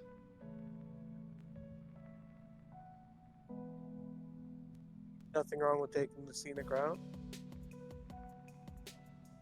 What would be considered the scenic route? Mm-hmm. Because we're either headed to Oklahoma City and staying on Route 66, or we're going Fort Worth, Texas.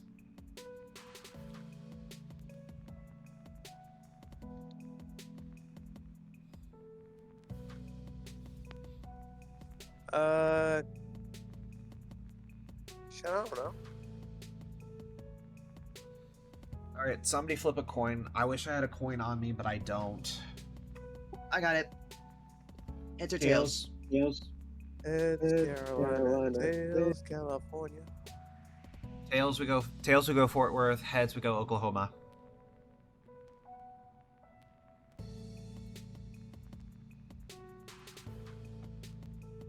I got a quarter. And it's...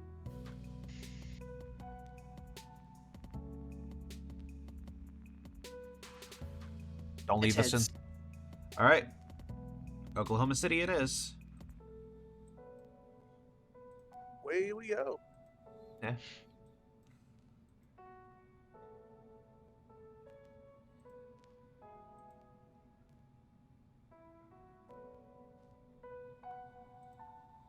Yeah, Sly.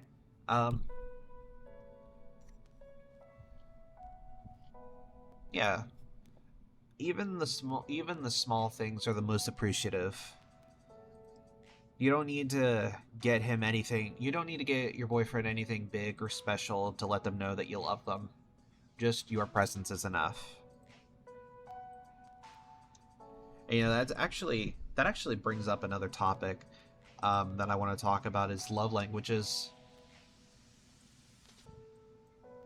Have you all taken? You all have taken the love language quiz, haven't you? I have. Yes. It's. I always found it kind of interesting because I never really thought of my love language being, you know, as much as I thought it was going to be. Yeah. But Yeah, again, there was also a bit of it that I'm not too surprised on. One of them Oh. being, I enjoy just spending time with people. Oh.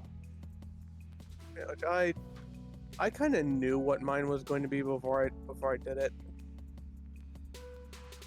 Because it's like, yeah, I just have a good understanding of what it's like. Touch is the number one. Spending time with people is the number two. And I really, really hate getting gifts. Yeah, because one of the things about getting gifts is you feel obligated to get them something in return. And I think that's, you know, the big thing about that's the big thing about you is just in general you don't like getting gifts, but when it's your birthday, all bets are off. Yeah, I've kind of had to I've kind of had to break myself from just like this resistance to getting gifts just because people do it anyway. But Yeah, remember, And- Mari and I got you the Nier games, so yeah, I know. Yeah, it's And like, I- I just and I I've don't also know, gone out of I just really don't like giving gifts. Plus, yeah. well, there's the fact that one, it feels like I owe someone, which I really don't. I owe someone in like a material way, which I don't like. And also, I don't know, giving gifts just feels shallow. Well, for a lot of people, it's different because you're showing a way that you appreciate them, and you know, the sentiment is usually not along the lines of, "Hey, listen, I know, I know you feel like you need to, you feel like you need to get me something for this, but don't feel obligated to because you know, I appreciate your presence enough as it is, and that's the best gift for me." Yeah, like more power to the people who can appreciate that kind of thing. I don't know. It's just like my personality. I don't put much sentimental value into objects. Like, so it's like, yeah, it's just like I look at an object and I don't feel. I don't know. They tend to not really resonate with me like emotionally. So it just feels like gifts are like okay, whatever. But again, that's just me. That's just how my brain works. Yeah. And actually, um, it's called the Love Language Quiz. Gonna head up now to get some breakfast. Have a good one, y'all. All right, you have fun. Eat lots of good food. But Try pancakes with maple syrup or waffles. Waffles are even better. oh, Ooh, waffles are amazing. it's been a long time since I had a good waffle. God, I want a waffle now. Damn it. Yes, waffles superior. Dry waffles with some fried chicken in between. Actually, going to Denny's. Oh, that's good. Oh my god. Oh, nice. Get a Grand Slam. It's been a long time since I've had Denny's, but I remember it was good. Finally, By long to get, finally, it's been a grand years. slam.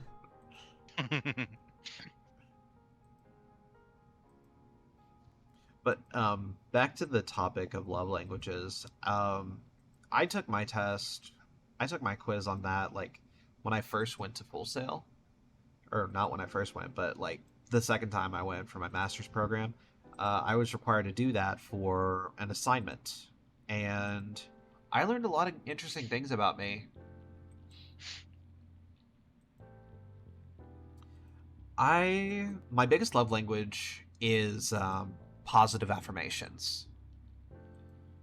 I like being told that what I'm doing is good enough and that I'm doing a good job. So that sense of validation like warms me on the inside, and it makes me feel like what I'm doing is making a big difference. And of course, the second is quality time. Absolutely love spending quality time with people. Like, I don't ever like being alone, and I always like hanging out with people, whether it be online or in real life. But in real life, I'm a wallflower. So I'm you not need as someone to come up with some scissors and give you a little peck because you're a beautiful wallflower. You just need someone to help put you in some place where you feel pretty. thank you, thank you. As someone that is also a wallflower, I feel you. I spent literally all my homecoming dances and proms essentially just watching everyone. Yeah, I was with So I someone. get that. I I'm was a with some. wallfire. Oh my god, Dean. Yeah, I set the house on fire to end the party early so I have an excuse to. Okay, we got a bot. Shit, let me open up so I can smite them. Smite them with the power of the banhammer. I will.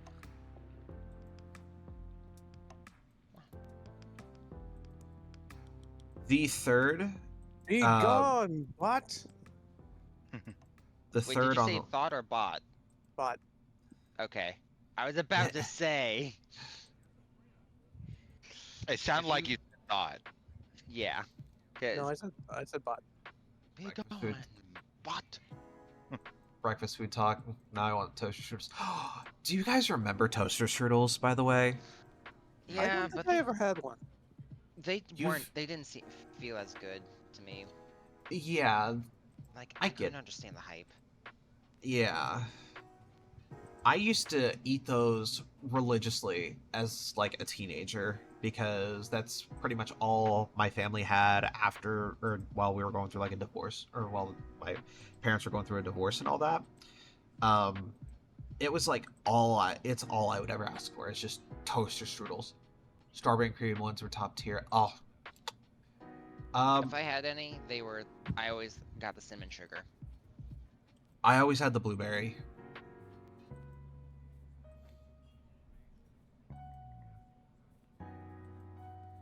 Always Yeah, had the blueberry. Absolutely top tier, in my opinion. I remember the TV commercials, but I have never actually eaten one. I like how they had that like kid with the German accent. Toaster strudels. Hot fudge Yep. sundae Pop Tarts. God, I remember middle school. These Pop Tarts came out my 8th grade year. Oh my god. Yeah, Pop Tarts were a thing that were a lot more common in my household. Everybody, and I want to hear from everybody about this favorite Pop Tart flavor. Green cherry. Blueberry. What was that, Athonian? Strawberry and cherry. Strawberry and cherry. Honestly, just basic no frosting strawberry. Fuck, what's wrong with you? What the I fuck? don't like. I don't like. I am generally not a fan of sweet things. That's fair. That's fair. Yeah, it's like I don't care for sweet things, so like generally I try to lower however much sweet is on it. How do you get your sugar fix then? I mean I'd say I don't. I say I'm not that big a fan of sweet things, but that like there's an occasional time where I'm just like, yeah, I want something sweet. Yeah, it's something that I have to be in the mood for. It's kind of All like right. with me and Reese's. You accuse You- of what? Me and Reese's. You know, like chocolate peanut butters. Yeah, that's why dark chocolate's my favorite kind of chocolate. Oh, I love dark chocolate. It's I don't like bitter things, but dark chocolate is like one of the few exceptions. Like, ugh, yes. yeah, I can appreciate bitter tastes. Like I like dark chocolate. I like things like Brussels sprouts. How can you like Brussels sprouts?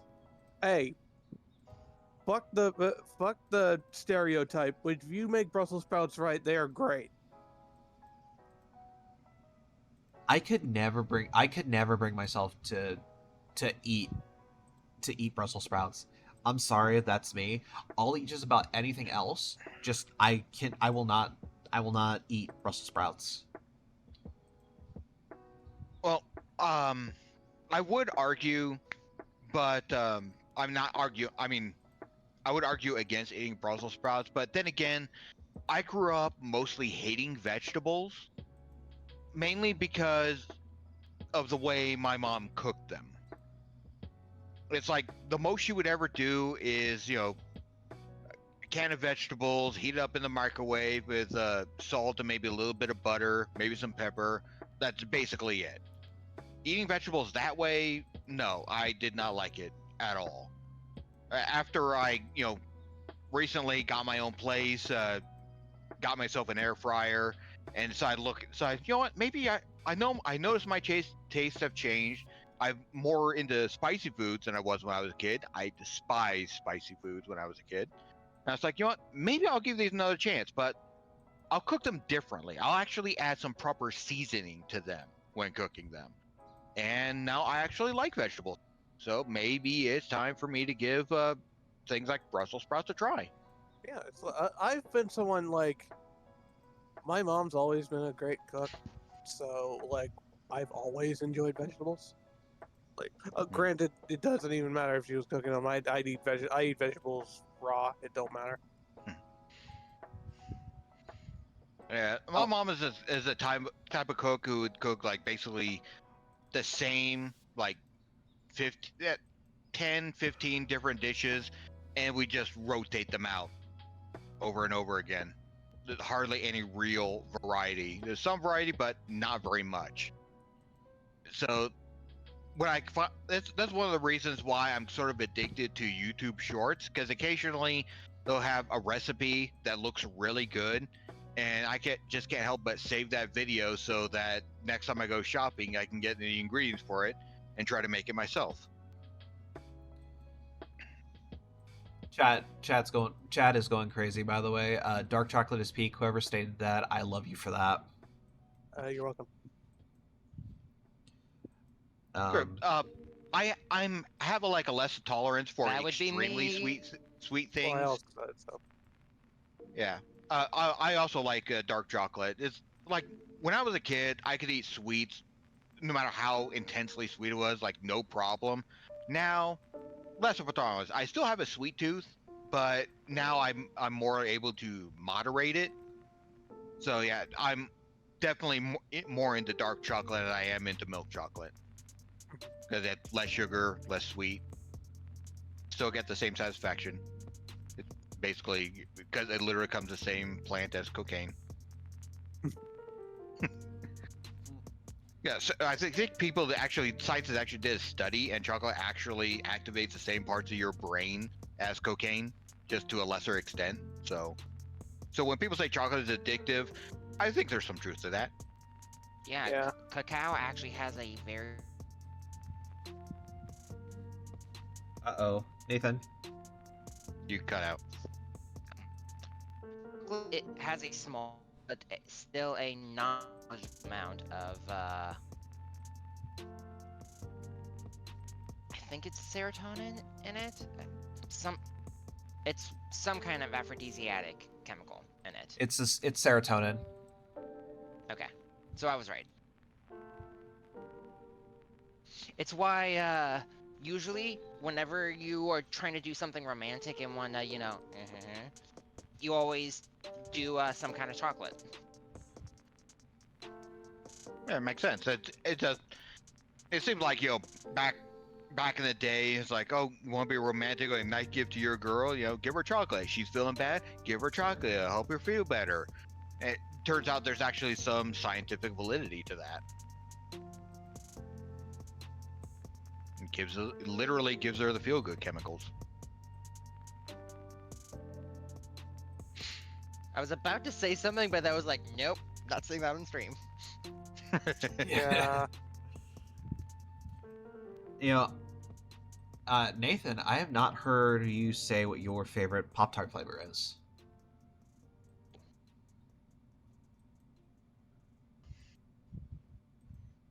S'mores flavored.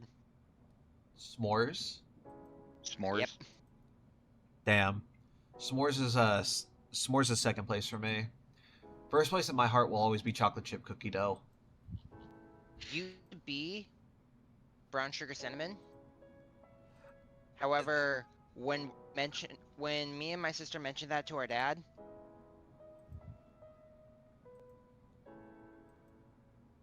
What? Did he start taking off his belt?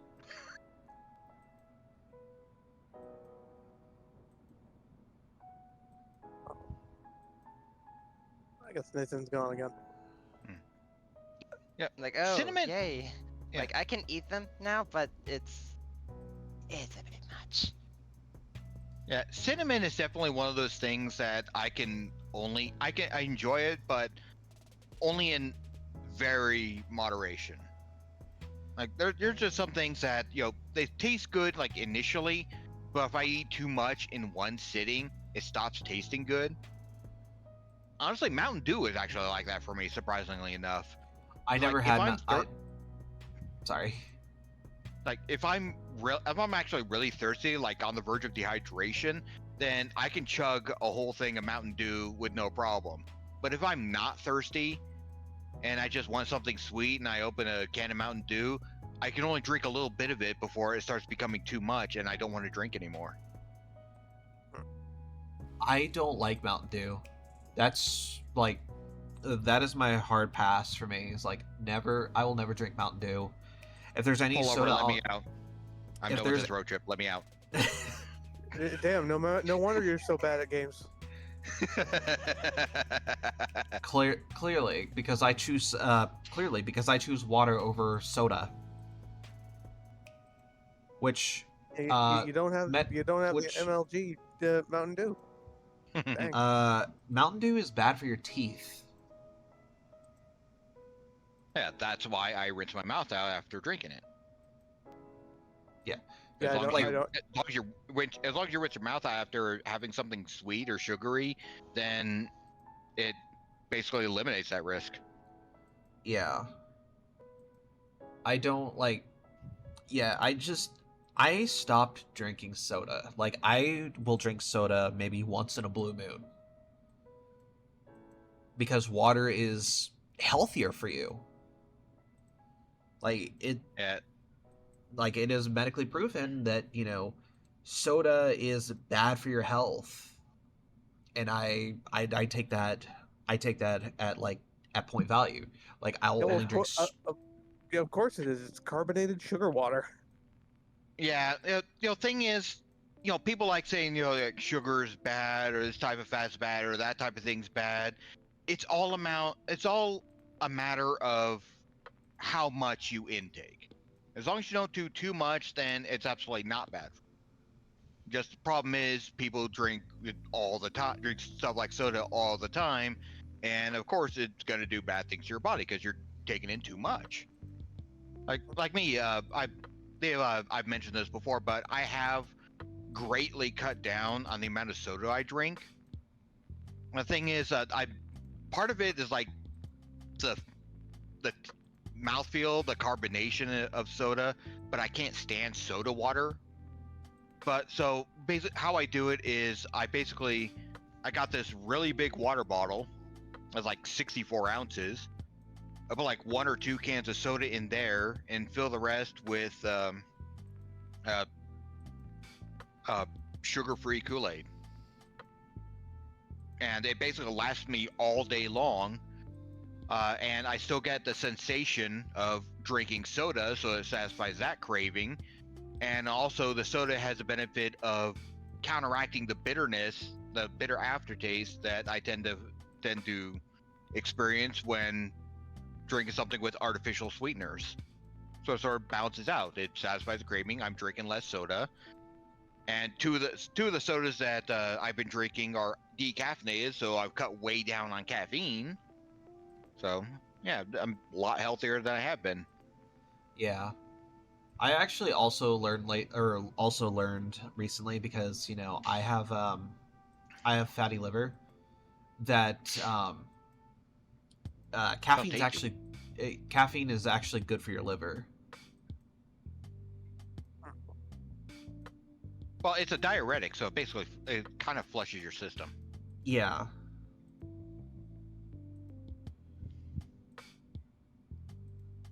And that combined with working out and eating right basically lowers your risk of getting, or if you have fatty liver, lowers your risk of getting cirrhosis.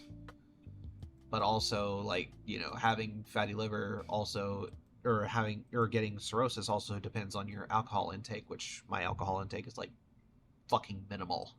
I don't drink alcohol. Mine's 0. It's been 0 for a very long time. Yeah, same here. It's like the only time I've ever really drank much is like that one time I went to Gatlinburg, which when I got drunk, and that was just a fun time for me and all my I would me and my family. I would appreciate hearing that story again. Oh, okay. Well, the one time I ever got drunk was a few years ago when I went on a vacation with my family to Gatlinburg, Tennessee. And my brothers and my dad, they drink regularly. They enjoy whiskey and whatnot. But me, I don't drink. I hate the taste of alcohol. I'm just like, no, I don't wanna. But on this occasion, they were on the first stop that we got to. They were going down the strip doing samples from all the moonshine places. On this one, on our first little visit there, they were just like egging me on, like, "Hey, you should join us. You should join us. You should join us." And I just decided, fuck it, I would join them. And I tried literally every sample they had, and tried literally every sample every other place had, all the way down the strip.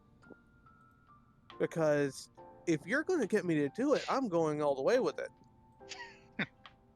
And I actually made them drink more than they planned to, because they didn't plan to drink everything, but they weren't going to let me show them up.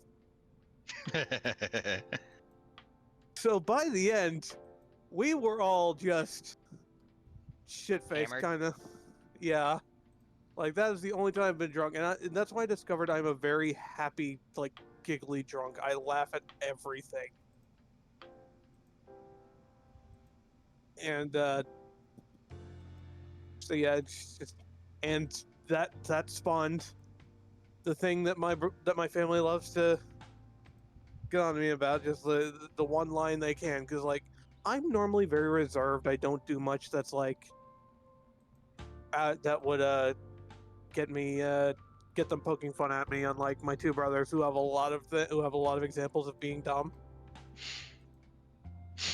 This one night gave my family their one thing. It's like my nephew was chasing pigeons, and I was he was going after. I was like, I called out and was like, "Hey, don't touch that dirt. It's Birdie." Yes.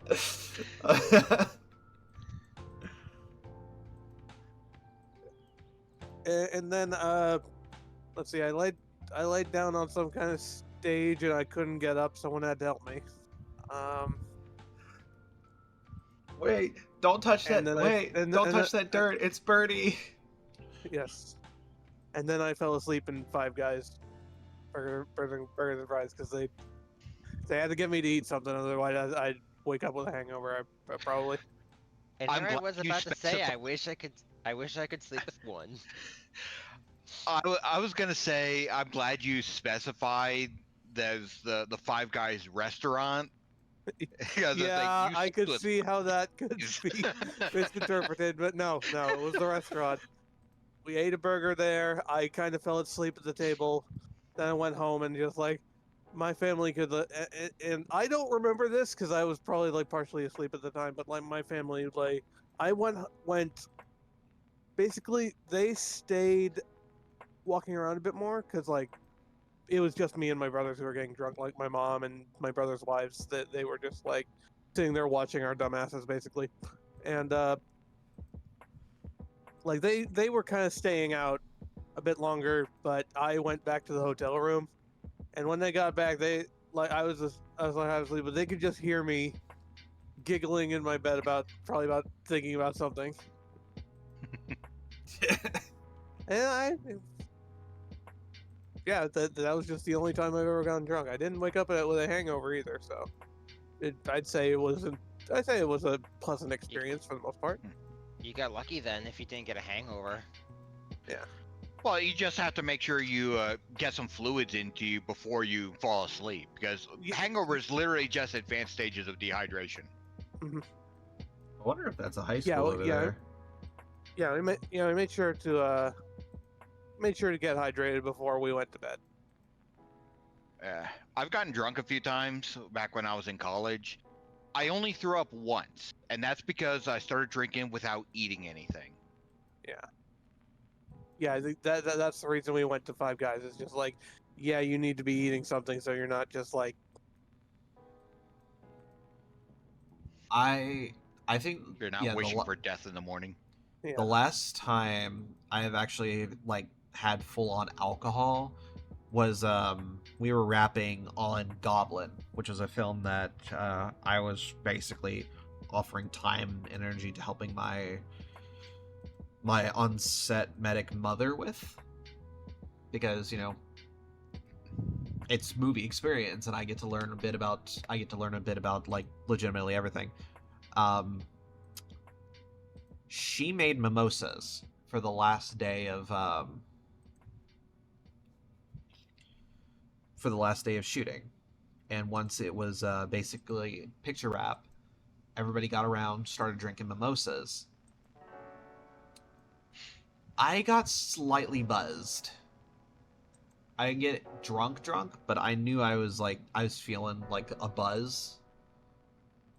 I had a few drinks. And mimosas, they're like they're fruit juices with what is it? Is it wine? It's usually a orange juice with some kind of white wine. Yeah. I was thinking it was like some kind of, I think I was thinking it's like some kind of wine, but she used more than just orange juice. She used pineapple juice, she used fruit punch. She made a variety of like different like fruity cocktails for the wrap. It was a fun time all around. That's like the only time I like ever felt a buzz, and I haven't drank anything since then. I may have had like a bit of my roommate's hard apple cider that he offered me one day. I've probably only had like one sip, and that was about it. I'm not a drinker. I'm not a drinker, and I have my own personal reasons for it. Yeah, fair enough. Like, neither am I. It's just I have that one story. Other than that, it's like I'll occasionally accept, like, hey, if my dad or my brothers are like we're at a family gathering or something, and then they've got something that occasionally I'll say yeah, whatever, if they offer. It's like, but I've never. I don't know. I'm probably never going to drink to that much point again. Not that I regretted it. It's just like I don't know if I want to do that again. What's that? Yeah, one of the big reasons why I stopped drinking is because, well, one of the main reasons I started getting drunk in the first place is like, a lot of my friends are doing it, but I want to try to find one that I can get drunk on, but actually tastes good. And that was Yeah. a real struggle for me because apparently I'm very sensitive to the taste of alcohol. Yeah. Like, I guess there's another thing I've mentioned before is like, went to a liquor store that recently opened up in the area, and I asked for recommendations, and the guy recommended Bailey's because apparently they have a bunch of different flavors. I got one that was mint chocolate chip. I was like, okay, I can do something with this. Because one thing I like to do is to make homemade milkshakes. I take this big container of mint chocolate chip ice cream, put it in a blender with some milk, and just blend it up into a consistency of a milkshake. And I was like, I'll put in some of the mint chocolate chip Baileys. And I just filled up the cap. That was it. Poured it in there.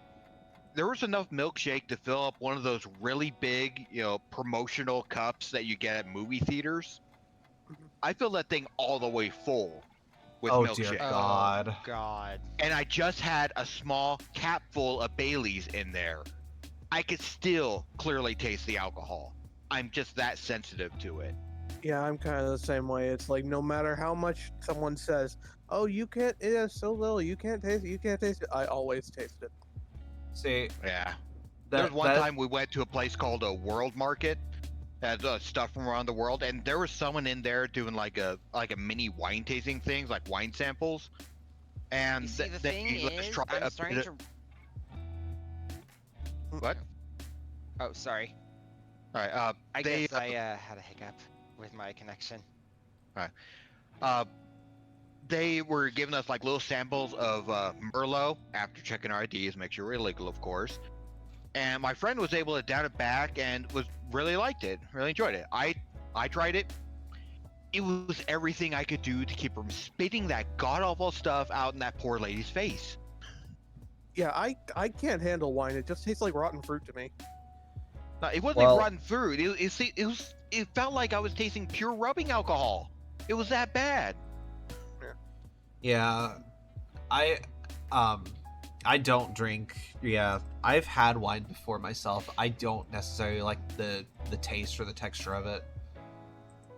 Yeah, Like- it's just like I can enjoy the whiskey, the moonshine, whatever.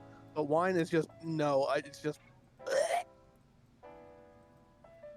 You don't want to be wine drunk. Wine drunk is messy drunk. Yeah, I have an aunt that I'm pretty sure still gets wine drunk, and I don't talk to her anymore.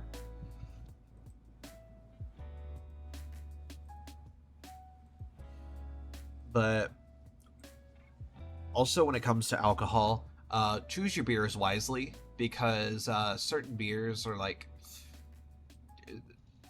beers just different all across the board. And I had to learn that. From several of my family members, including my mom's boyfriend. My first taste of beer, Blue Moon.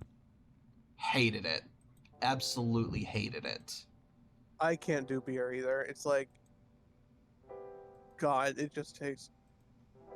Yeah, it's like I once kind of it was like I was like 22 at the time, so it was legal drinking age. But like I was Yeah. around the house, wasn't anything to drink. I could have gotten water, but I was just like, I don't really want water. I saw, hey, my dad's got some beers in the fridge. I figured, I don't know, maybe I'll try it. No, I almost threw up. Yeah. Yeah. It's just like when it comes to beers, you just need to be careful what you taste. I personally don't like it. I know that there's like a lot of different flavors of beer out there, and there are a lot of different types of beer, and how their process is different. I just don't like it. Yeah, I didn't like it either. Like my first was a Coors Light, which my older brother admitted was like a very bad choice when it comes to uh, the first taste of beer. But that was basically all that was available at the time. Blue Moon. It's always gonna be Blue Moon for me. It's like that's I don't Yeah. remember the brand of what I got, but it probably Coors or some kind of common thing like that. everybody says Budweiser is the best. Now I wouldn't know because I've never had a Budweiser, but if I were given the chance, I would probably try a Bud. I don't know. I don't know. From what I understand, American beer is just awful. It is. I don't know. Like I said, I've heard Budweiser is. I've heard Budweiser. I've heard a lot of good things about Budweiser.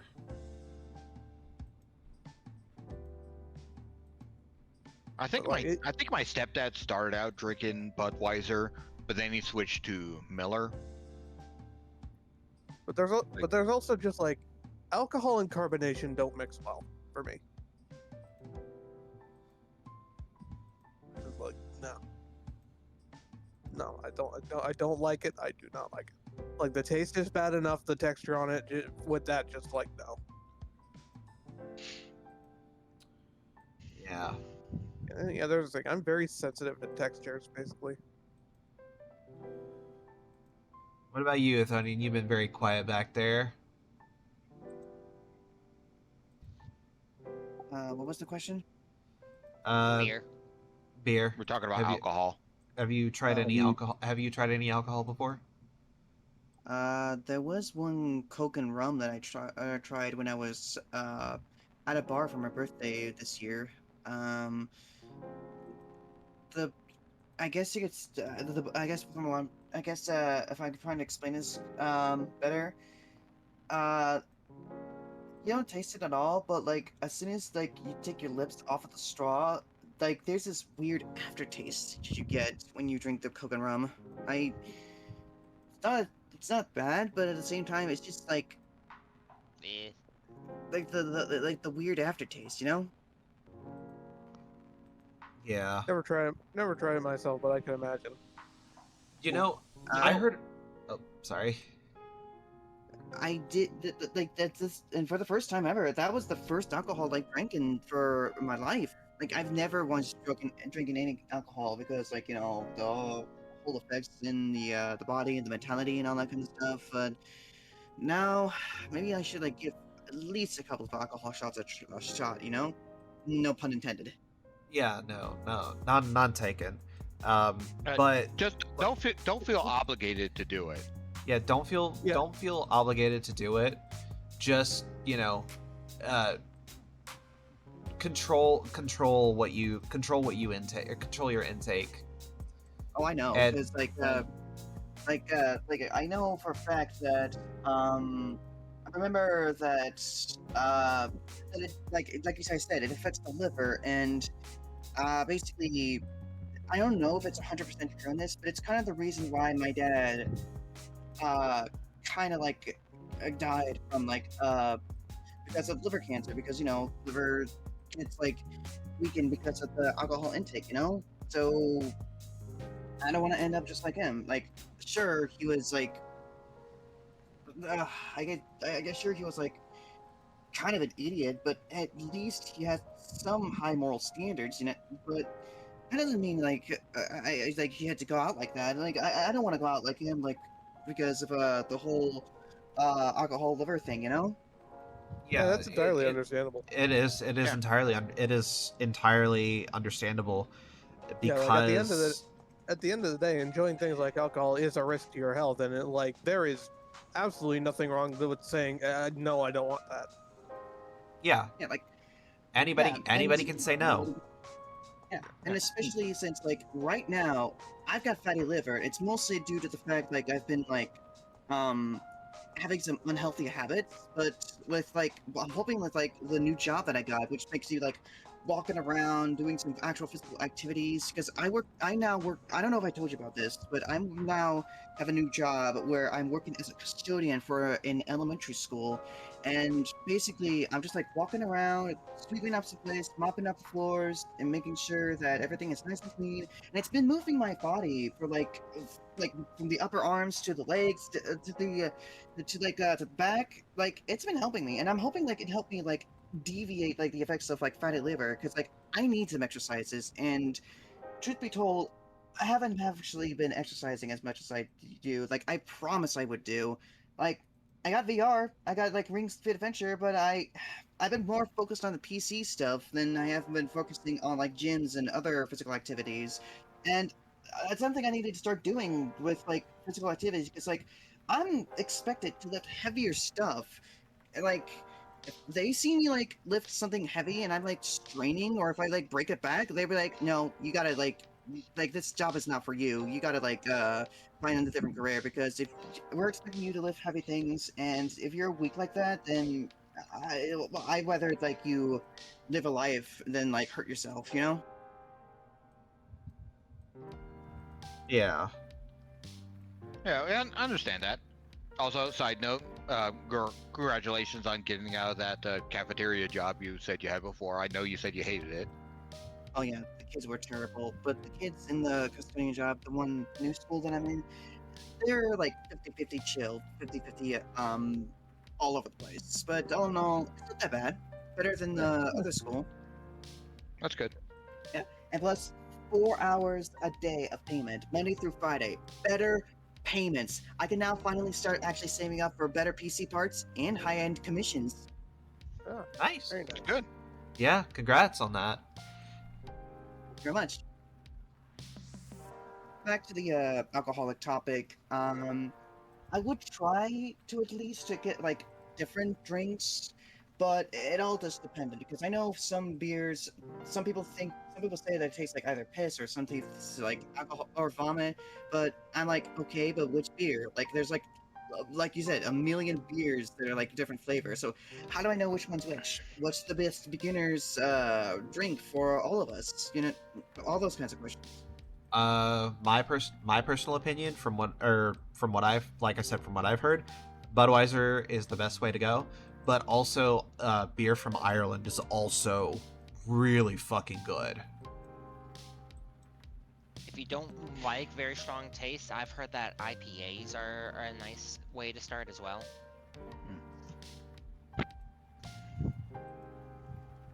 IPAs. Indian Pale Ales. Oh, People call them beer light because it doesn't have a whole bunch of like actual alcohol to it.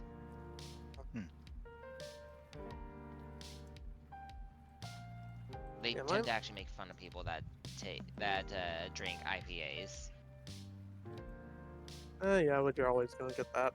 People always gotta have their dick measuring contests. Yeah. Just talk about alcohol reminds me of something that I heard about recently. Now, they used to say having like one glass of wine occasionally or like one beer or something like that. It just every once in a while was actually good for you. Well, specifically wine, the wine especially. Yeah, red wine especially because it said that people who drank it seemed to be healthier, but then after a while, they eventually realizes that the study was the result of survivor bias, or at least a form of it. Because basically, who's going to be regularly drinking red wine? People with with more money, more upper class or middle or upper class, and those people are also going to have better access to better health care. So of course they're going to be healthier. It's not the wine that's making them healthier. It's the fact that they can afford better The doctors, money. better. Yeah. So yeah, they found that no amount of alcohol is actually healthy. It's just that the people who tend to drink, or especially the more expensive stuff, have more money to spend on doctors. Yeah. Yeah, yeah. It's my whole thing is just like, I don't know. My thing with alcohol is not really about the health thing. It's mostly the taste, and also just I don't like anything that just like takes me out of my normal mental faculties.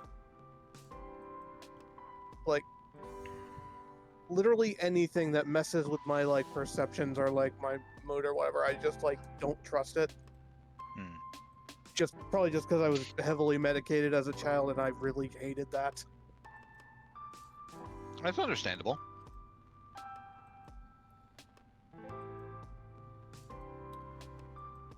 Here I was about to mention, like, I remember enjoying getting high every once in a while. Yeah, no, I don't just, like, really do it anymore right now because I've been having panic attack issues during it. Yeah, So. it's like more power to the people who do want to do that. Like, not my business. But me personally, it's just like anything that is going to affect my mental state, I just do not trust it. Yeah, especially something like shrooms. The thought of being on shrooms absolutely terrifies me because my imagination is active enough as it is, and I even occasionally get nightmares or really freaky stuff due to how active my imagination is.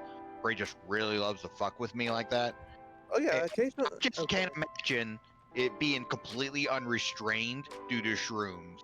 That absolutely terrifies me. Oh yeah, I've like listened to like trip report videos on YouTube and whatnot. It's like, yeah, no, none of that. Thanks. Back when I was homeless, I met a guy who said he tried shrooms one time.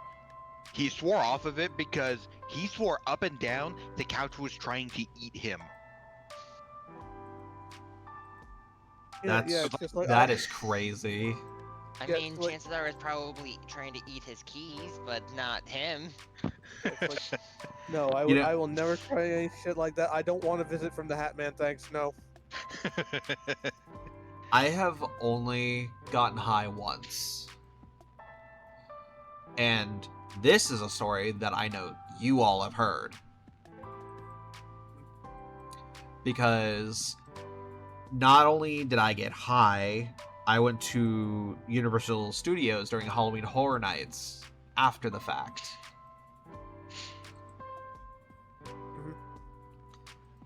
And Nathan, this is the only time I've ever been high. I ate a brownie. Weed, like you guys know the weed brownies, right? Yeah. Yeah, they bake weed into the brownies, and basically it's a different way of getting high. I had one, and I went with my neighbors to Halloween Horror Nights right after we all had one. The amount, or the fact that we were high and at Halloween Horror Nights was truly frightening. because it invokes more of that fear of like what's going on. And it got to a point where one of my neighbors actually ended up pissing themselves because they got so scared.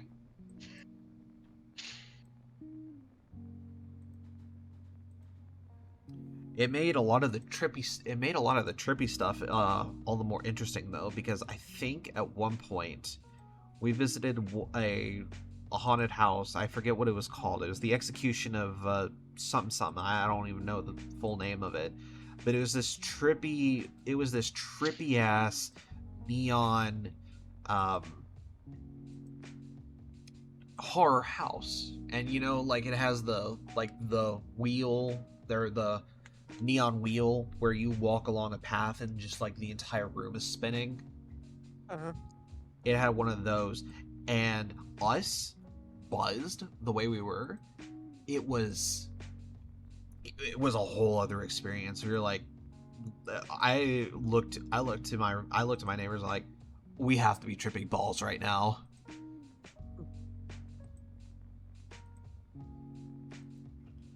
But I have not done anything since. I have not done any drugs since then. I don't plan on doing any drugs. The only drugs I'll take are prescribed and stuff that will keep me healthy and alive.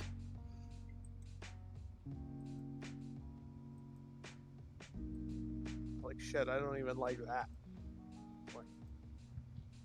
But still, medicine is what helps keep you alive. When you're sick, you got to take antibiotics. You got to take medication in order to get better. If you have the flu, you got to take Tamiflu. If you I don't know. I do pretty well just not medicating myself at all. Like you kind of have to grin and bear it, but like I don't know. I was heavily medicated as a child just because like autism things and like what do we do with people who are different? You put them on a bunch of drugs. So I don't know. It's just I don't trust it in general.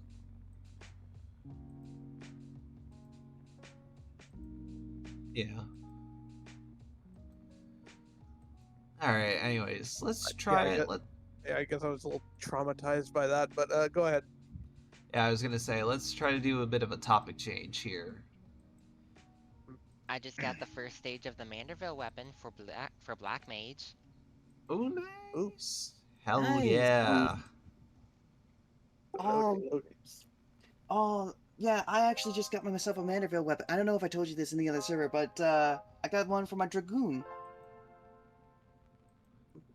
Yeah, in order to I've also heard like in order to continue the Manderville storyline, you have to get the Manderville weapon. Yeah, you have to have gotten at least one, otherwise otherwise you cannot do Dawn Trail Hildebrand. It only costs poetics at this point, so. Yeah, it costs poetics at this point. Which I'll specify. You have to get one fully upgraded Manderville weapon, not just one Manderville weapon in general. Yeah, you gotta have it fully upgraded, which kind of horseshit, but I mean, hey, from what I've seen, it's well worth it. They also look really nice too. It's a weapon that will last you up until 95. So.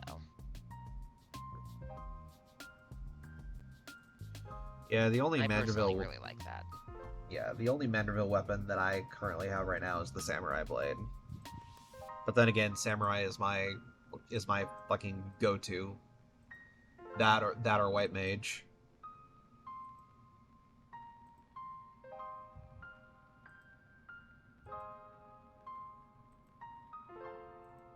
It's gonna be weird when I actually get back into that game because it's been a while. Yeah, your PC has just been super weird on the fucking fritz. It just feels like this thing is taking every opportunity to piss me off. It's like it's sentient.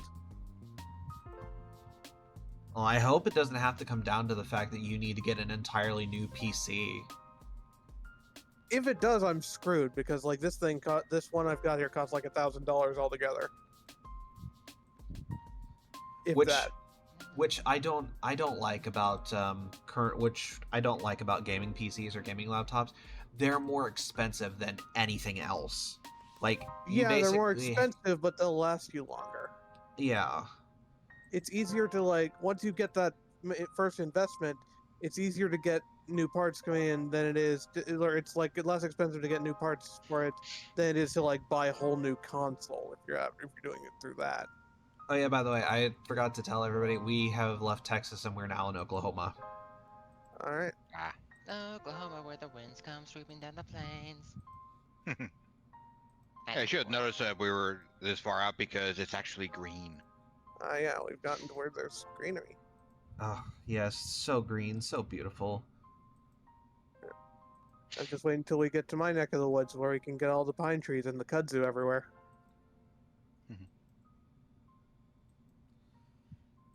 Kudzu, one of the fastest growing plants in the world. Oh yeah, that shit is eating. That shit is currently eating my house. So like it's out. We got it out on the trees behind us, and it's a coming. Though it should be dying off.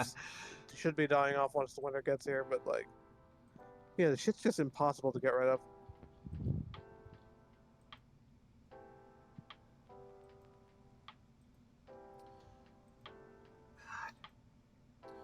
You know what I'm most excited about when fall comes along? Pumpkin spice. Basic bitch. Shut the fuck up. Am I wrong? You're not wrong. You're not wrong, no but you lies do not have detected. the. You're not wrong, but you do not have the right to be right in that moment. I'm sorry, but I have pumpkins. every right to be right. You know, you do I- not. You do not have the right to be right in that moment. When I say that I love pumpkin spice, you shut the fuck up and you listen. I like pumpkin pie, and that's really about it that I like with pumpkin. Oh god, yes, pumpkin pie is so good. Again, it's one of those things that I only like a very small amount, and then it starts tasting good to me. Although, See, Uh, it never gets tiring for me. from what I understand, it's like the pumpkin pie filling stuff that you would buy on the shelf, like in cans. There's really not much pumpkin in that. Just because like the FD, like the actual company did tests, and like the more pumpkin they included, the less people liked it. And the FDA has a very loose idea of how much pumpkin needs to be in there for you to be called pumpkin, because it's like a bit of pumpkin with a lot of like other things, mostly butternut squash. So I have been inactively eating butternut squash when I've been eating pumpkin pie. Pretty much, it's just like people don't seem to like pumpkin all that much. Oh my god. What Yeah, the yeah, just what like a the whole- fuck? Yeah, I'll just like never a I'll mix never of- look at a whole I'll never whole mix of different gourds, mostly butternut squash. Oh my god, I will never look at pumpkin pie the same way again. And yet it's still so fucking tasty. It is. One thing my parents like to do is whenever we carved pumpkins for Halloween, they would actually pick out the seeds, clean them up, and then roast them. Didn't Never had particularly care for those either. Never had any of that. Never had roasted pumpkin seeds. Yeah, Well, it's sunflower seeds, but- it's either that or they would grow pumpkins and then harvest the pumpkin blossoms and then like fry them up. Yeah, I never tried any of that. I never heard of it until my parents started doing that. And I actually tried it. Again, it's just one of those things I just really didn't care for. I just like pumpkins because jack-o'-lanterns are funny. I like them. Yeah. It's like they're part of the Halloween aesthetic, and Halloween is my favorite time of the year. Which is Oh, why I God.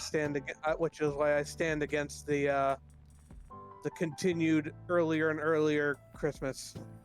Fucking stop.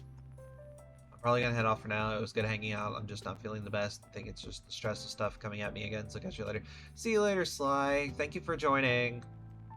Yep. Hope things get end up better for you.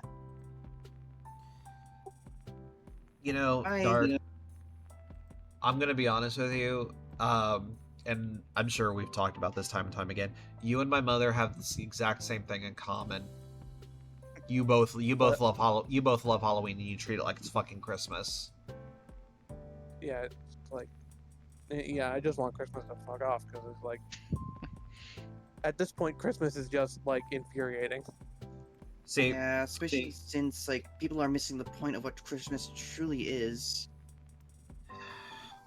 I'm and gonna also see. That and also fucking Mariah Carey having to be defrosted every fucking year. Yeah. See, when you think I always love getting you guys with that. You know what?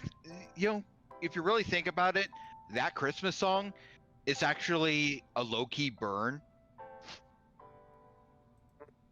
It's like so?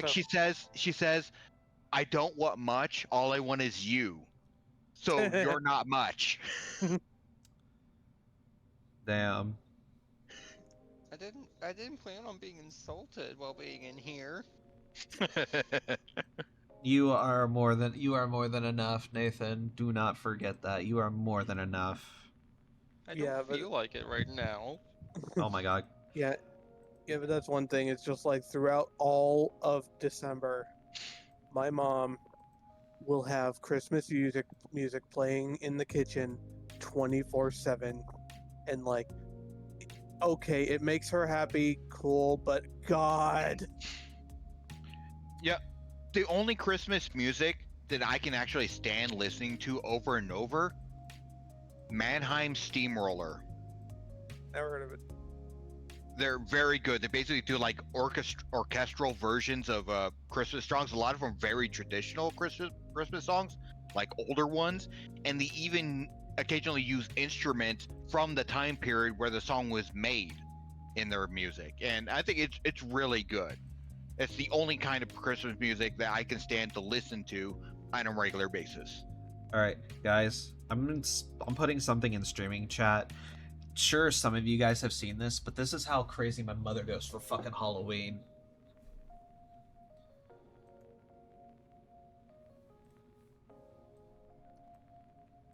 Yeah, it's Please, like for Halloween, please it's watch just that my, video. my preferred aesthetics are just really dark, so I love the dark and spooky bits of like Halloween. I want to play more. I like the wanna, dark. I like the macabre. Yeah, That I just wanna- feels a little much. yeah. My Especially because mother's. there's so much of this stuff that just doesn't really mesh. She creates a variety of like little scenarios for Halloween. Like this year, she's gone above and beyond, and she's fucking bought a real life shark and a boat that she's turning into the final An actual act shark scene. corpse? No, not an actual shark corpse. What the fuck? No, You said Like- real life shark. like you An know what I actual mean. shark. Like A realistic looking shark. a life like life like esque shark, like I don't know how to best explain it. It looks like an actual fucking shark, but it's not. But she's doing a Jaws theme this year, I think. so she's doing that. She's even purchased a fucking coffin that she's had for years, and she wants to use it this year for Dracula. That's a bit much. She's excessive. She's excessive when it comes to Halloween. Yeah, it's like I love Halloween. Excessive, and then there's that. She Yeah. tries to outdo one of the HOA ladies in in her neighborhood. Ah, That explains it. Yep, Karen has to outdo a Karen. yeah, a Halloween ovary measuring contest. I don't know. I don't know about you guys, but the only Hey. Sorry, I didn't mean to interrupt, but I just noticed 14's actually doing a 12th anniversary this coming Wednesday. oh shit, For the Rising. nice. One of the things you get is a baby Bakul Jaja. Yeah, don't go into detail on what that is, because Athonian's not Dawn Trail yet. Yeah, I did finish Endwalker, and on my way to, and I just arrived at post Endwalker. But right now, I've focused too much on stories, so I'm thinking maybe I should focus on the side stuff, because there's a lot of things that I've been missing out, and like a lot of things involve like raids, alliance raids, and other contents of different expansions, and mostly like most of these things are involvement with like Omega. well the Omega Guild's already done, and I was thinking like maybe class stuff like all the classes I've got. Oh, speaking of Omega though, for those that don't know, Final Fantasy XIV and Monster Hunter Wilds are actually going to be doing a collaboration together, and I've been hearing that a lot of like Omega. It's going to be the one being introduced to in Wilds. I don't know if it's true Because or I not. remember, Yeah, it's true. I've seen the video. yeah, I remember Oh. Monster Hunter World that they had Behemoth. Oh yeah, and they did have like a dragoon-based armor set that you can actually do that you can actually build for the event. Yeah, I was actually watching Gamescom while that was while that all that was being announced. So I actually know about that. And then there's a new mount that's coming for Final Fantasy 14 based on The Sacred. yeah, thank you. And then of course 14's also getting a new boss. And the Palico in that looks absolutely fucking adorable, and I hope that it becomes a minion. And Lou, Dawn Trail just becomes Stormblood 2.0. I don't know what the monster's name is that we're getting from Monster Hunter Wilds, unfortunately. I wish I did. I remember, I know I've heard the name, but I don't remember it because, like, unlike Rathalos, which is something I heard of before that, because like it's like the Monster Hunter monster. I don't remember the name of this one. It kind of reminds me of Barriath. What is wait, Barriath? Hold on. Can you describe It more about the reminds monsters? me of it reminds me of Barriath. Hold on, I actually sent the video to someone. Give me just a sec. I can link it to you. All right, Leuven, yeah. Ithonian. Oh, Etho, right. Sorry. Still trying to get used to names and such. There we go. Arkveld apparently. Arkveld? Oh, you mean the chain monster? Yeah, apparently it's Arkveld. Oh And fuck! I think we're gonna have a hard time going against Arkveld in 14 because the last time I actually faced Arkveld, in the wilds, hard as fuck, and I don't mean like harder than the behemoth in worlds. I mean like in wilds, like it's more superior hard. That kind of I think we'll be able to handle it if we can all get you through Dawn Trail.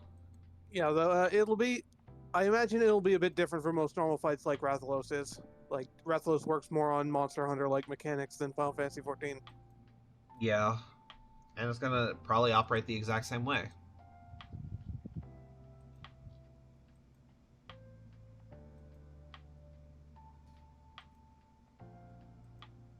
Which that's very interesting that they do the crossovers and like also bring the other games' gameplay styles into it. Yeah, I know. I remember I had a hard time with Monster Hunter World, um, dealing with behemoths because they actually had that mechanic where you need someone who is like a tank role, you need someone who's DPS, you need someone who's support, and yeah, it was a bit of an issue for me.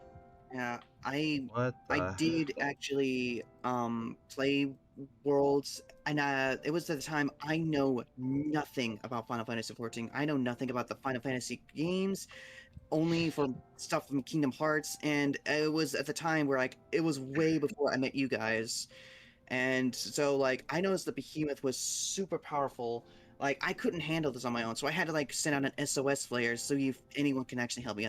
I had randoms help with like the whole behemoth thing just so I can get the dragoon set because it was apparently more powerful than the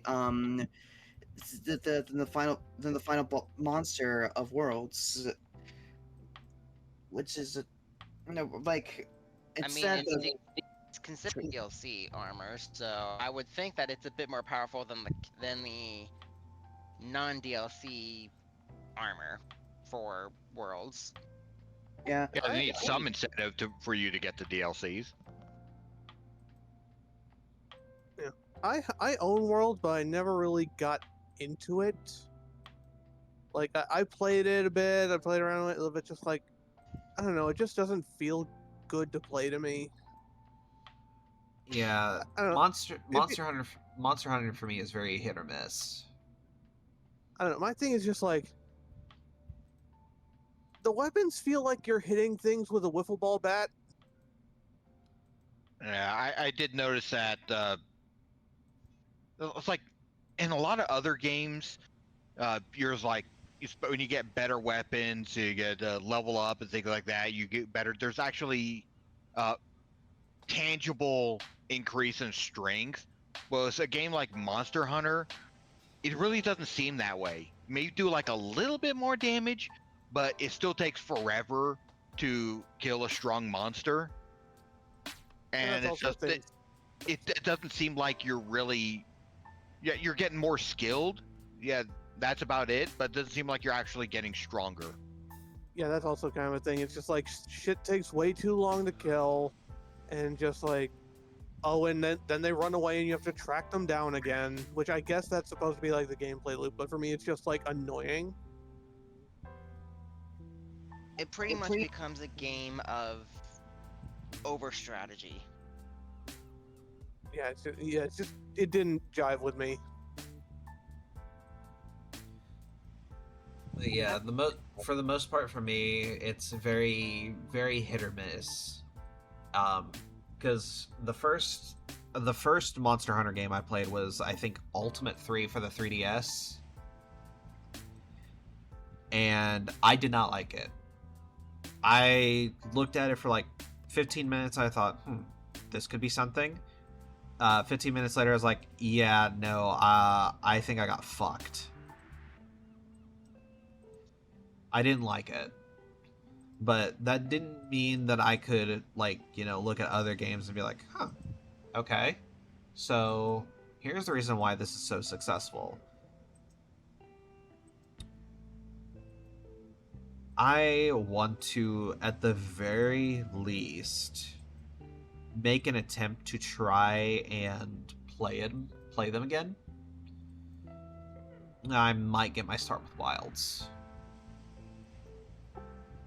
Wilds is good. It's just the problem is the graphics and performance is at a low, and because of how big and ginormous the game is, you would need a powerful PC to have your performance up to its minimum. Because right now, I played it myself. It's suffering low graphics, and when I try to like increase the graphics, frame rate, it's been getting of an issue. So, Okay, so Capcom needs to get good, basically. Yeah, they've been receiving a lot of flack for it because they've been trying to patch it, and sometimes the patches just keep either they don't do enough or they're making it worse.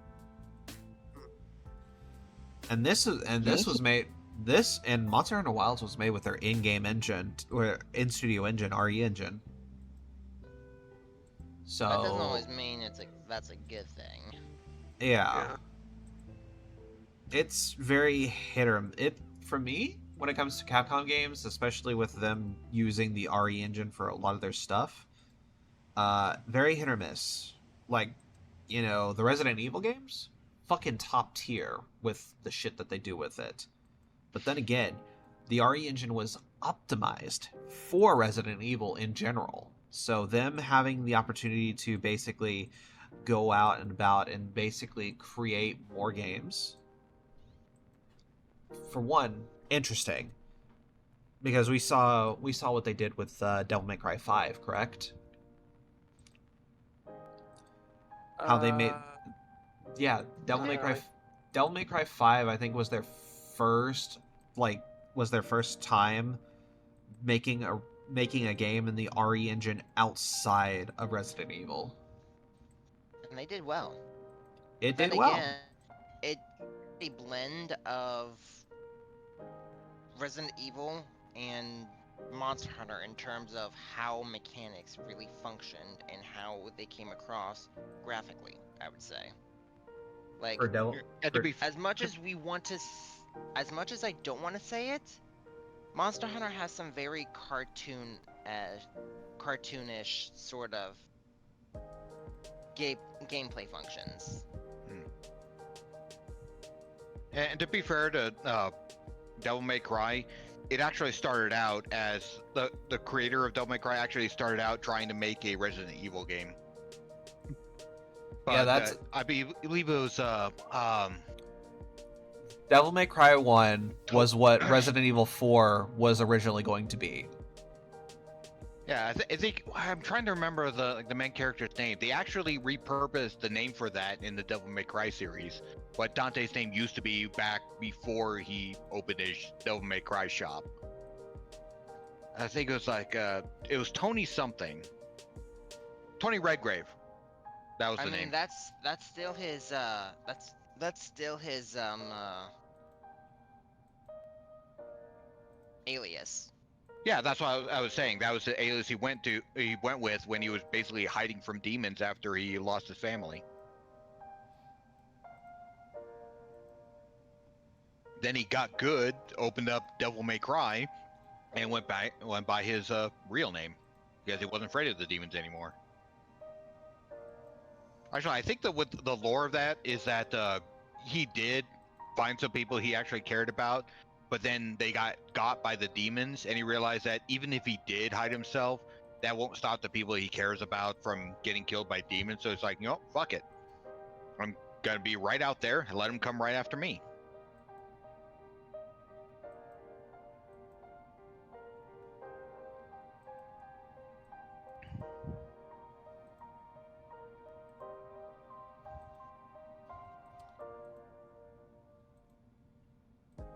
Oh boy.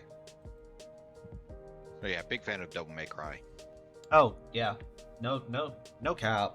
Devil May Cry is a Nah. good game. I want to play more of the I definitely want to play more DMC. It's fun, but it just I'm not good when it comes to comboing game that. My suggestion, by the way, Nathan, there's one game in the Devil May Cry franchise you should avoid at all costs. It's the reboot. DMC. I already played it. I already know it's kind of Kind of bad. yeah. They like tried to make it even darker and grittier than the main series, and that just made it lose a. Like, I originally thought it was going to be like an origin on Dante when they were first announcing it. Like, oh shit, we're going back to before DMC or Devil May Cry 3. No, it was like a full-on reboot and everything, and I was like, I don't like this. I hate it. I absolutely fucking despise it. Honestly, for me, the only thing I actually liked about it is how they poked a bit of fun at OG Dante. As Oh yeah, like DMC had like this wig on his head. He kind of looks into a mirror, and it basically makes him look like OG Dante, and it takes off like never in a million years. Was it like a mop or something? It was something like that. It was a mop or a wig or something, but it basically gave him the white hair that Dante had. And it was literally in the first mission. Yeah. Honestly, that's like the only thing that I liked about it is like that little nod to the original Dante. Yeah, but I prefer Dante. I prefer the personality Dante has in the original over the reboot. I don't know. Definitely. Yeah. Because sure, Dante is snarky. Dante can be snarky, but he knows when to throw down, The Dante from the reboot, he's like more of an asshole. He's more of an asshole, and he's like more provoking. yet somehow that character 'Cause, or like, that it's Dante. Go ahead. Because like what was there's like there was one quote, or there was oh god, what was it? There was a quote that I remember vividly from Devil May Cry, or from that reboot, and it made me look at Dante a whole different light. And I was like, what the fuck is this? Fuck.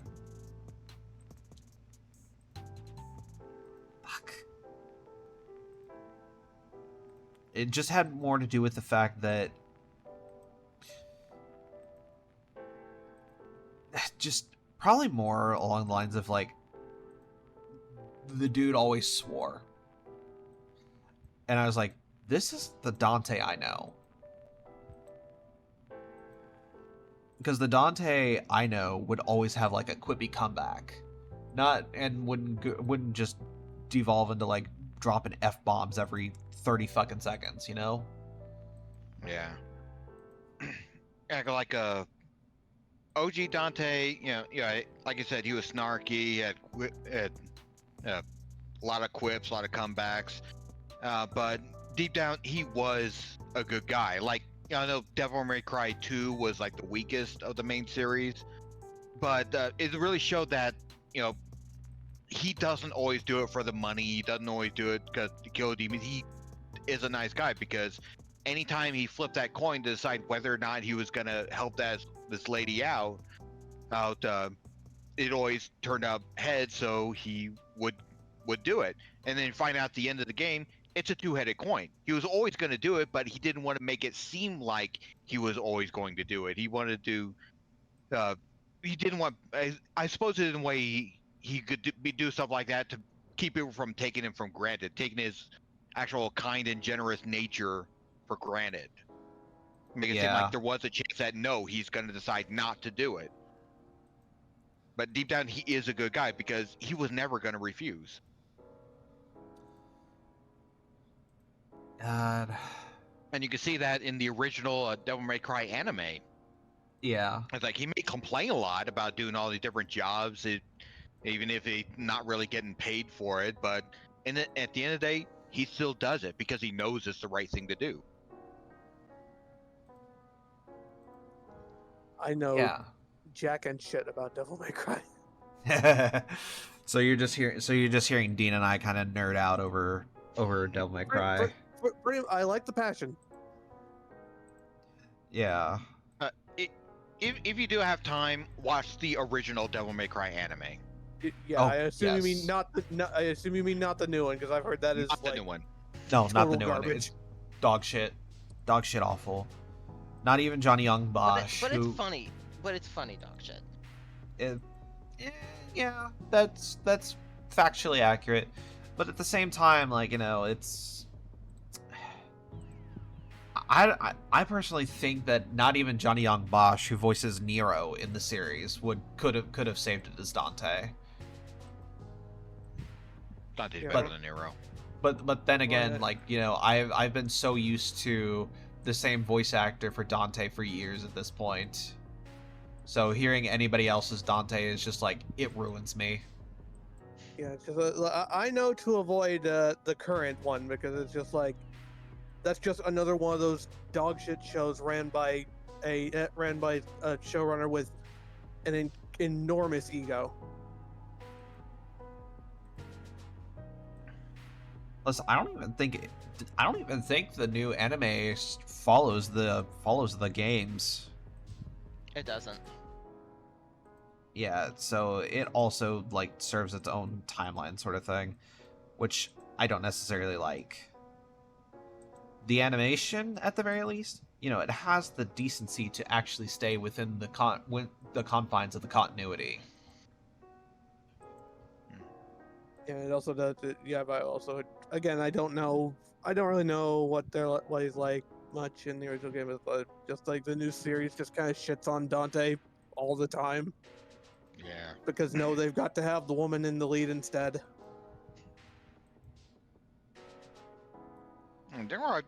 It does have two strong females in the series. Yeah, Trish and Lady. Yeah. I just wish they did more with them. Yeah, from what I've heard, like it's like the new one just like focuses on Lady, but makes her an idiot too. But everyone's an idiot, but the story has to work because the writer wants it to work.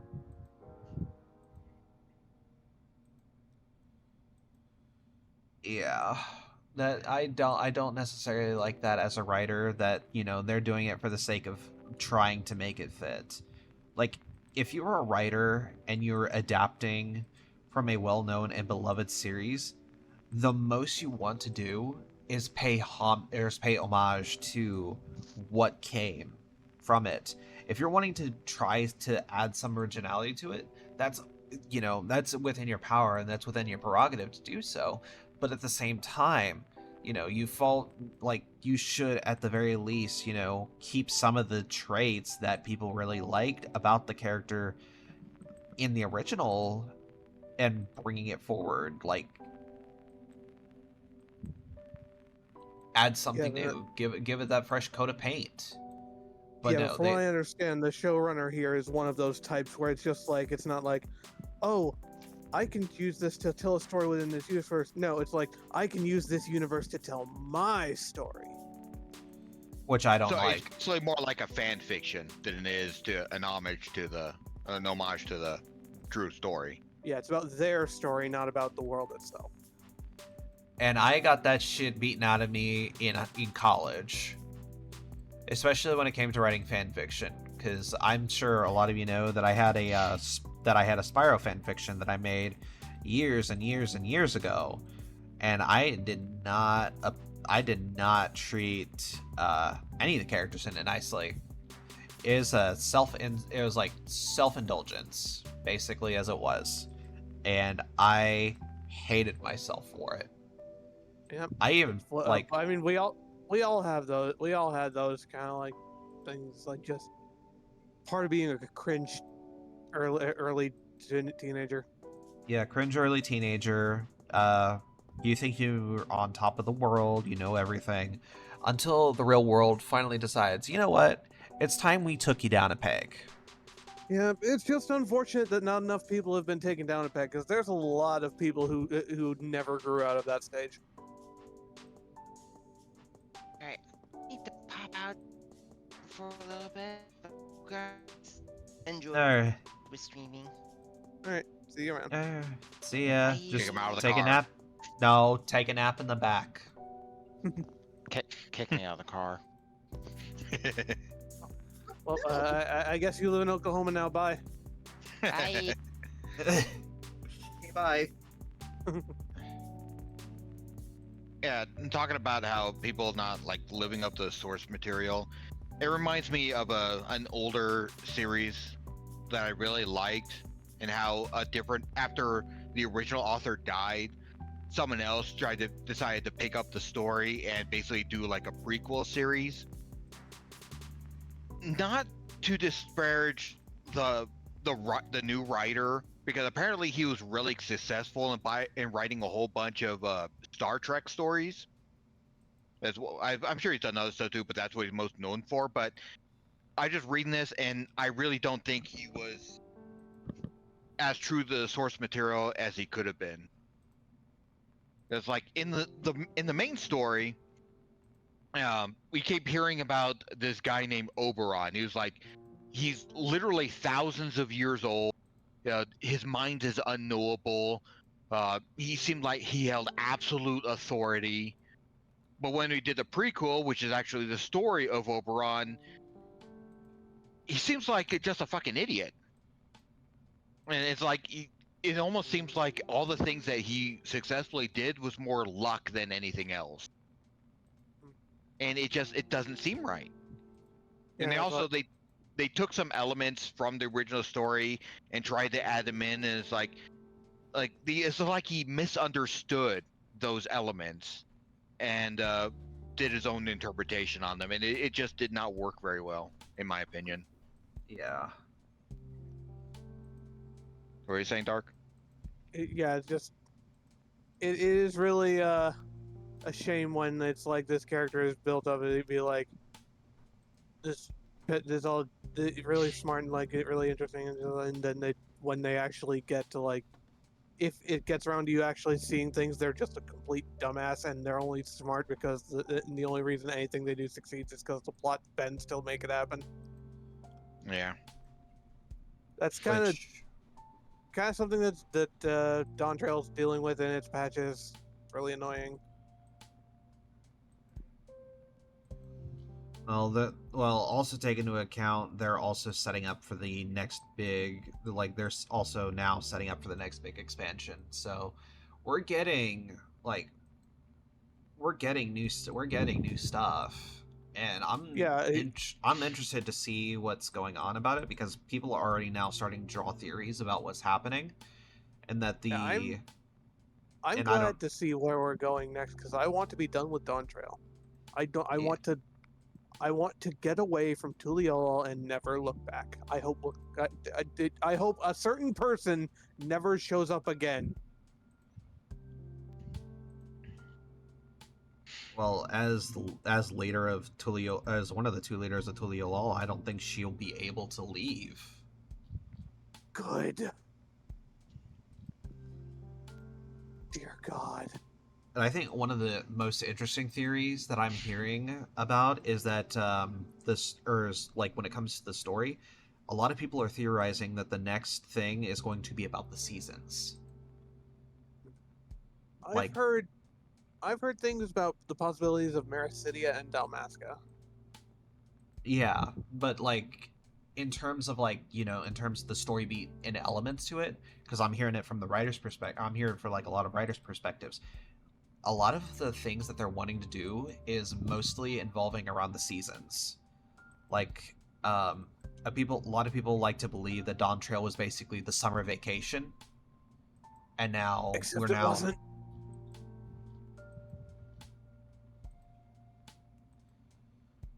Fucking liars. Well,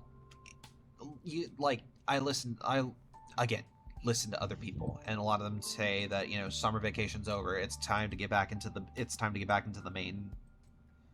It's time to get back into the main bullshit. I get what you're saying, but also there was no summer vacation to start with. That was a complete lie. True.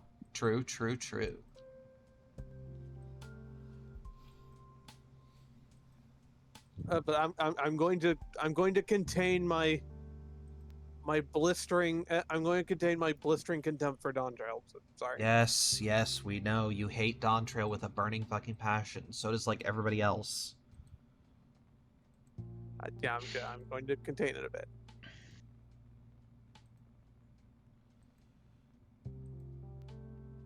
I mean, even then, I'm still gonna play. I'm still gonna play regardless of like anybody like dropping off after Dawn Trail ends, because I'm invested enough in the story that I want to know what happens next. Yeah, I'll be honest. Dawn Trail completely removed any of my investment from the story. It's just like I don't care anymore.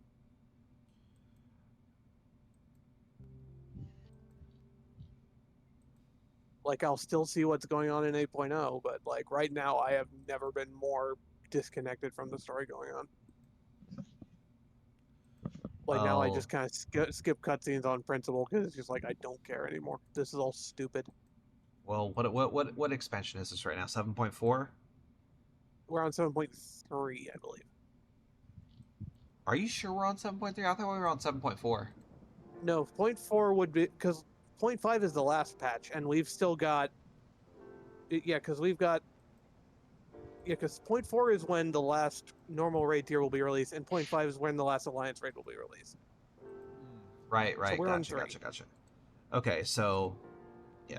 At this point now, the Dawn Trail story is over. Yes, yeah. Like they're going to be winding up for the next one, which, thank God. And Please do not let the same idiots that handled Dawn Trail do this one. wasn't it like some people who were on Heaven's Word were also writing the story? They did bits for the Pixie tribal quests in Shadowbringers and the Sorrows of Warlit. Hold on a second. Hold that thought. You think?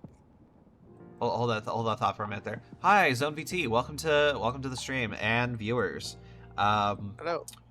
As Hello. a lot of you, or for those of you who don't know who I am DuskPinely. I am a furry VTuber, furry VTuber PNG streamer, who likes to play video games, and today of all days, we're actually doing our. Where are you going on Google Maps, bro? We're headed to Florida. We're heading to Florida from Albuquerque, New Mexico. We're on Route 66 right now, so we're just taking Route 66 down the road until we get to Florida. But it seems it is Saya Sumireno and Zone BT. Thank you for the raid. Hello. And we're also just kind of talking as we do this, because what better way to make this more interesting than to talk about everything? Yes, we're going to Florida. It's a Gotta shame get we us a haven't. big gator and take it back with us. Yes. It's a shame we're just stuck on the highway. Haven't been able to find any interesting sites like that one comic shop back in New Mexico with Yeah, the big mural. it's just been nothing but interstate. But hey, more green than brown. Yeah, Yeah, we're that's getting always to a the green plus. areas at least. You know, when we get to Oklahoma City, we'll take a quick break there, and we'll just see what's there. Yeah, we gotta enjoy the sights. Otherwise, what's the point? Yeah, We might as well. Yeah, if we don't enjoy the sights, then we might as well have just flown. pretty much.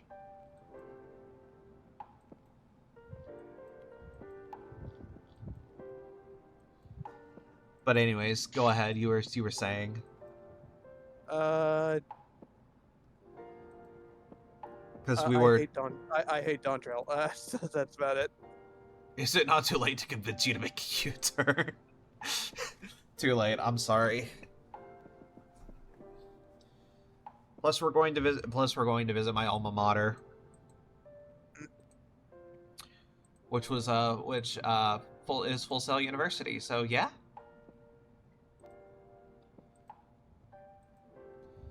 But yeah, Dawn Trail. Dawn Trail. Yeah.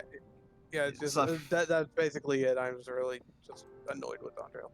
Oh yeah, no, like I get where you're coming from. Dawn Trail for me suffers from the same situation that post ARR had. It felt rushed and forced. I can kind of see it, but at the same time, you've got to understand that was a product of its time, and like they had just saved the game from complete destruction, and they had to set things up for future use. Dawn Trail doesn't have that excuse. It's just bad. Yeah. We're driving through everybody. Yes, we are. We're not letting people tell us what we're not letting people stop us from getting to our destination. So yeah, there are a few casualties on the road. It's just like sorry, but survival of the fittest. If you can't keep up, then bye. Yep, deuces. Law of the jungle when we're on the road. Also, I do want to throw this out there. If at some point, oh fuck, on the wrong side of the road. Oh great, we're going into oncoming traffic. Fuck. We're good. We're fine. I was not paying attention to the road. I am sorry about that. Get your eyes off the phone. My eyes aren't on the phone. I see you texting. Oh yeah, and who is it I'm texting? Jake from State Farm. I don't fucking know. He didn't want me to tell you this, but he's asking for certain pics of me. Excuse you? No, I'm not. What the fuck are you talking about? This is actually the sort of thing that I would expect you to say if you were. Dean. Jesus Christ. You're gonna leave me behind deliberately next time, aren't you? Deliberately, yes. It's rainy out here. Yeah, it's getting pretty rainy. Welcome change from the desert. It now never it is mind. clear. God, look at that clear blue sky. I've never seen a clearer day in my life. In 500 meters, turn right and go off the road. You see Oh, that cliff God. in front of you? Jump it. You know you want to. Cool. Go full Thelma and Louise. God. Thelma and Louise.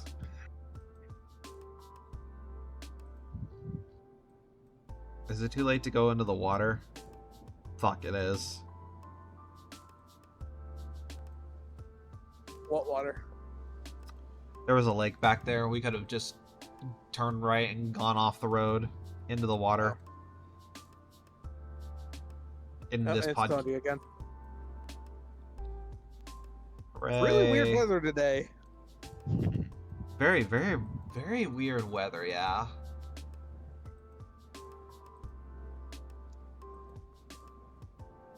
I'm Oh, suddenly reminded of a Rugrats episode where the seasons kept changing. Go spring, then summer, then fall, then winter, back to spring again. Then someone comes at the door, and then this says the words 1 week later. Like, that all happened in a week? And a guy comes to the door, a guy answers, is like, hey, weird weather happening. It's like, tell me about it. So, I do want to bring this up, by the way. Back to the topic of Final Fantasy XIV. If the speculation and the theories are proven to be true, the theme and the aesthetic for the next expansion is probably going to be autumn. So fall, some shit like that. I don't know. I don't understand. Well, I was talking about the theory. I was talking about the theory of the seasons for the next. I just don't get the seasons theory. I don't either, but If Dawn Trail was summer, Endwalker was spring, Shadowbringers was winter. Why wasn't Heavensward winter? It's snowy as fuck. But again, this is Yoshi P we're talking about here. This man is literally this. I don't know. This dude is the man with a plan that's already pissing off thousands of his fans.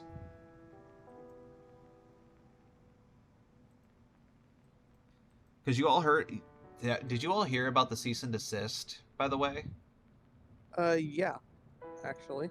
Yeah, there was a cease and desist from to a mod developer for Final Fantasy Final Fantasy 14.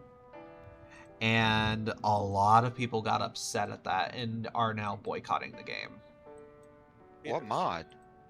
It's called Mare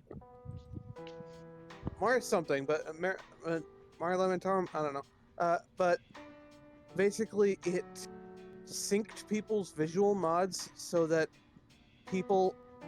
one person could see what another person looked like on their screen, rather than having to all download the same mods.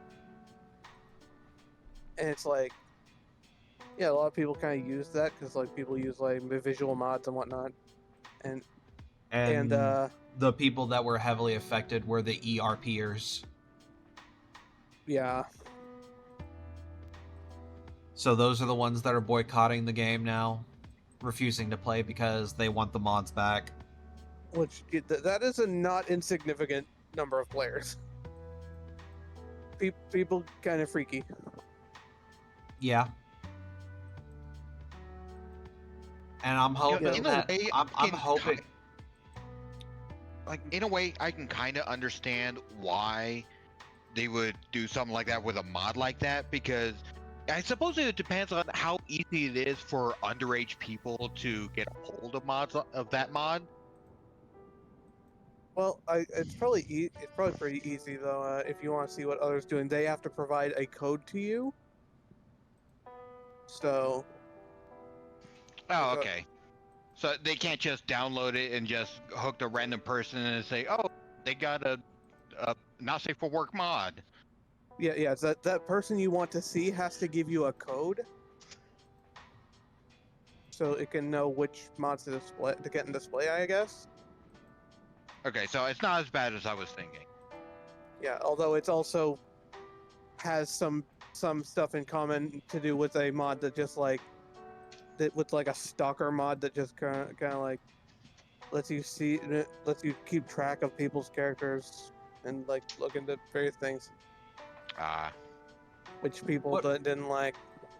I think I'm pretty sure, but I can't be too accurate about this. But I also think that people who have the mod are also being targeted and their accounts are being banned. I mean, yeah, modding is against TOS, but so yeah, if you go out and say, "Hey, I've got mods," in public, then yeah, you're going to get banned. That's why I'm very quiet about mine. Hey boy, guess what? You're on Twitch right now. Yeah, but they don't know my account.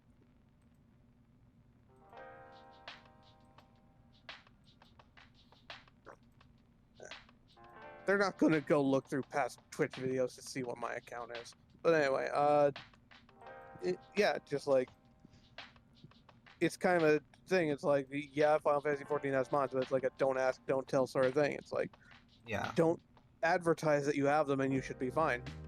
These people, however, advertised it a lot that they had them. Because they do things like put their codes into their like adventure play descriptions and whatnot.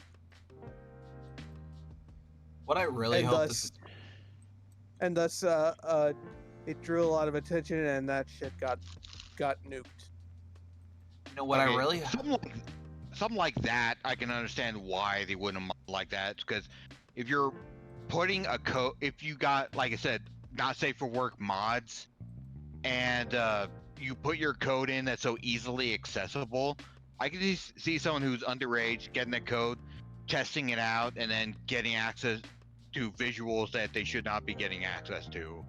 Yeah. It's like if there were like better safeguards to prevent something like that from happening, or more done to discourage stuff like that from happening, then it wouldn't be as nearly as big a problem as it is.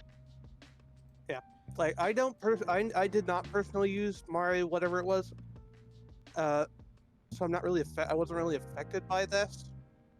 But like in my opinion, like if you're just going out there advertising that you're using mods and like not even trying to hide it, it's like you can't complain when they get you for it because it's against TOS. and the rule comes back once again. Win stupid or play stupid games, win stupid prizes. Exactly.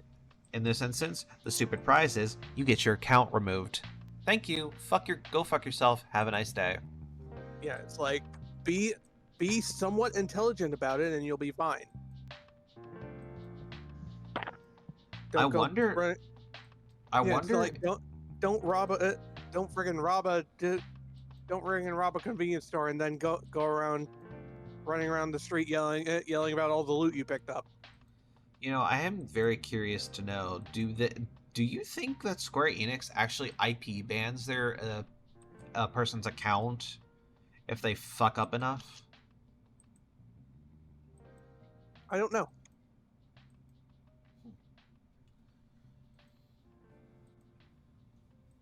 Basically, Yeah, just keep them from playing Final Fantasy 14 ever again, or 11. Because I don't apparently 11's still ongoing. Yeah, 11's still out. I heard that recently it's basically been making a comeback. Yeah, because like I imagine people might be going back to 11 just because like there's a lot of dissatisfaction with 14 right now.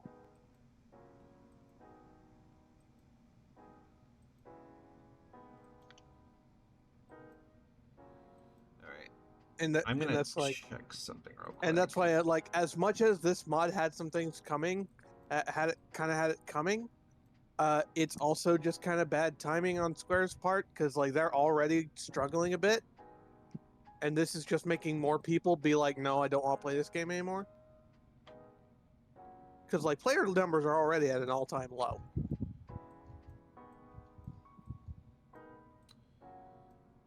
All right.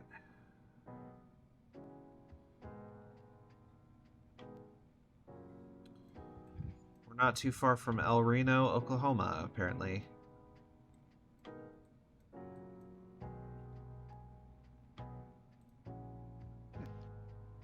Meth Road is in 1 mile. Methodist Road. Meth Distribution Road is in 1 mile. Can we get some meth? No. Yeah, I was about to say, can we swing by? I know a guy. If you want some, you're gonna have to play Schedule 1 with me. Dang. Which I'm hoping to actually do again on stream at some point, because that shit was funny.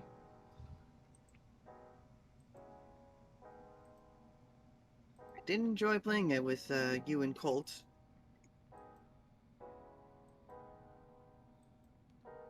Was it Colt or am I thinking of someone else? It was Colt. Okay. Yeah, I was watching it. That was cool.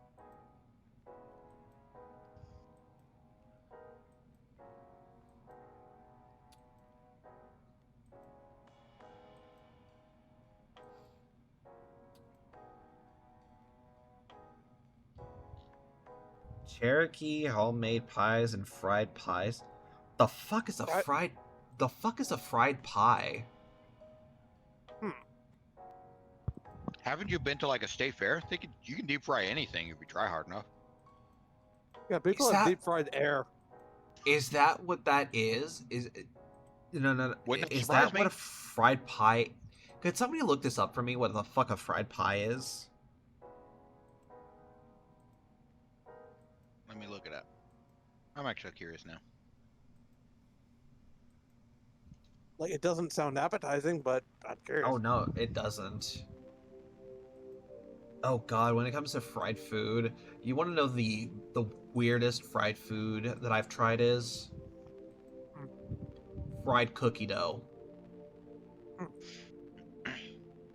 Oh, basically, I describe them. Haven't you seen like the Hostess fruit pies? Yes. Yes, I know Yeah. what you're I know what you're talking about. It's basically that. Oh, but okay. fried. Huh. Okay, that's a little more understandable. That actually doesn't sound too bad. I'd actually like to give that a try sometime. Like apparently one of the common names for them are the Amish apple fried pies or Southern fried pies. Southern fried. You know what? That actually makes a lot more sense now.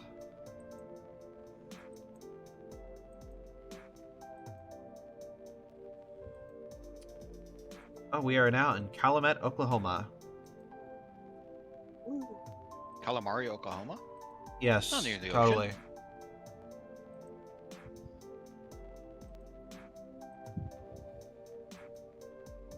Was it Oklahoma that had an octopus that had like a friggin' octopus cryptid in one of its lakes, or was that another state? I do not know.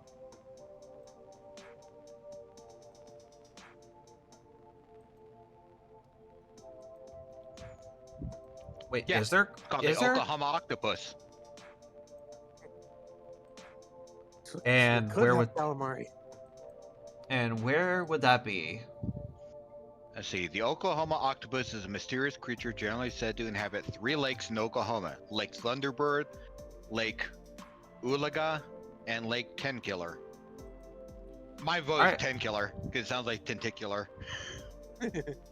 Where it attacks and kills unsuspecting swimmers. According to legend or rumor, this freshwater demon measures the size of a horse and resembles an octopus, long tentacles, and leathery reddish-brown skin. That is frightening. That is absolutely frightening. We should go take a look.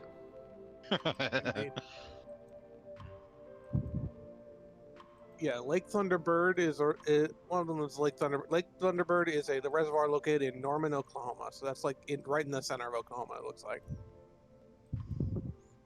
Where's Ulaga and Tenkiller?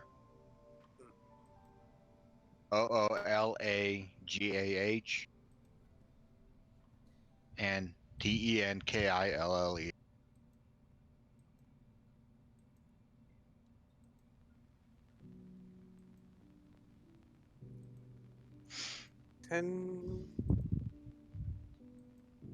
Tenkiller Ferry Lake is Lake Tenkiller is a reservoir in eastern Oklahoma.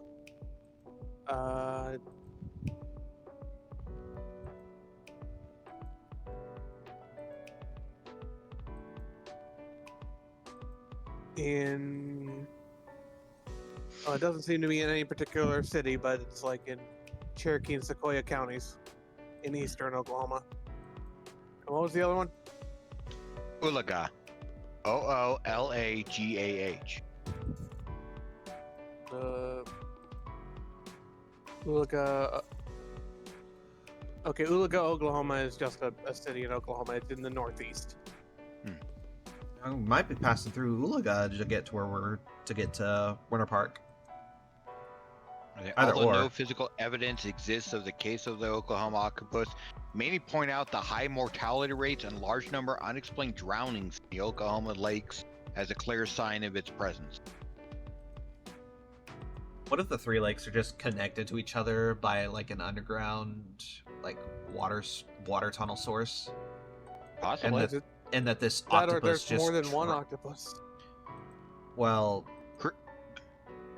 Cryptozoologists have pointed out that species of jellyfish have been able to adapt from saltwater to freshwater conditions, and the same adaptation may have been possible for a giant cephalopod trapped in an inland lake when coastal waters receded. Yeah, because the entire middle of the United States used to be underwater. The interior Western Seaway. Paleontology nerd. I said paleontology nerd. Just like I remember. Go ahead. Go ahead. Okay, I was just gonna say we had the whole interior Western Seaway separating North America. We had two continents actually. It was Appalachia and Laramidia. look at that, an architect nerd. I remember my mom used to go to Goodwill a lot, and one of the things that she found was a book of like potential disasters, and one of them was saying that there was a fault in the middle of the U.S. that's so strong that if an earthquake actually occurred, it would basically change the landscape, and it showed what it possibly looked like. Basically, the Mississippi would be like hundreds of miles wide, going from Lake Michigan all the way to the Gulf of Mexico. If a big enough earthquake occurred right in the middle, or maybe it was like Yosemite National Park has like a volcanic activity underground. Yeah, there's a super volcano there. Yeah, it's like if that erupted, then like the middle of the U.S. is just gone.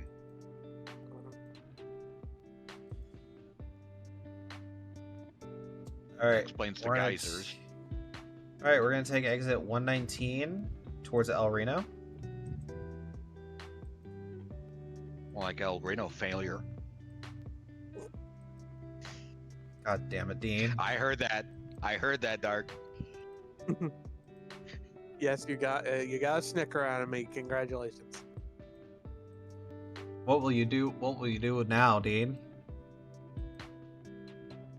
What do you mean, what will I do? Yeah, what will you do now that you got a snicker out of him? I'm just happy. I'm always happy when I make a joke and it gets a laugh. I mean, look, we're going to Florida. Let's just say we're going to Disney World. That's what he's going to now. Yeah, I'm going to Disney World. Oh my god. Yeah, we're actually gonna have to do that for the podcast. We're gonna actually have to do this for this podcast one day. When we get to Florida, we're just gonna have to go to Disney. We're just gonna have to go to Disney World. Actually, from what I heard, they actually there is an official Minecraft server that basically has a scale model of Disney World. Find that and let's travel it together. Yeah, I've Make never a been whole- to Disney World. Make a whole Minecraft. Me neither. Make a whole Minecraft session out of that. Yeah, Right, never been to Disney World myself. So Either like the only amusing part I've ever really been to is one close to where I lived when I lived in Indiana Beach. And Oh, it that's wasn't bad, right. but it's not nearly any like big amusement parks. yeah, I've been to a Six Flags or two, and this one Hey. I don't remember where it was in Alabama. It was called Vision Land. Dean, question for you. What? Were you Hoosier born and raised? Wasn't born in Indiana, but I spent most of my childhood there. All right. Okay. Hello. All right. Yeah, you already knew I was a Hoosier. You've mentioned that before.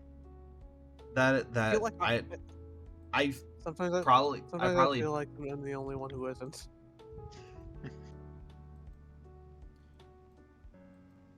it's crazy how many Hoosiers I meet or how many people I meet that live in Indiana.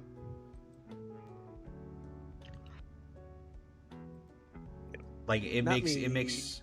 well, I know you don't, Georgia looking ass.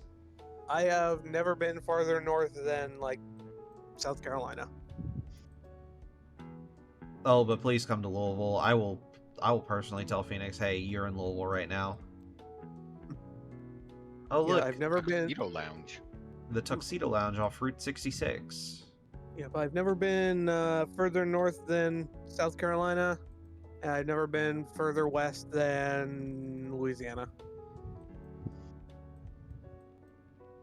So yeah, I have spent the entirety of my life down in the southeast. Oh, look what we got here. We got an inn. Budget Inn. Yep. You know what? I think this might actually be a good time. Good place to stop. Good place to stop. We've had a good run. We've had a good run of everything. So let's go ahead and Oklahoma 66 in El Reno, Oklahoma. We're gonna put a pin here. Yeah, we'll get to go see the octopus next time. Yep. Just remember, folks, you don't need to be faster than the octopus. You just need to be faster than the other people you're seeing the octopus with. Well, you need to be faster Precisely. than the 8 other people you're seeing the octopus with. True. Oh, and it looks like we're headed towards Tulsa. Oh, look at that. All right, so got it. Grab 8 more. Grab like a few more people before we visit the octopus. Yeah, pretty much.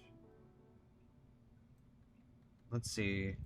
Those lake, or that lake you were talking about, let's see if it's on the way there, because if it's not, we're gonna Yeah, it's go through Lake Tulsa and Thunderbird then is the one that would probably be the most on the way.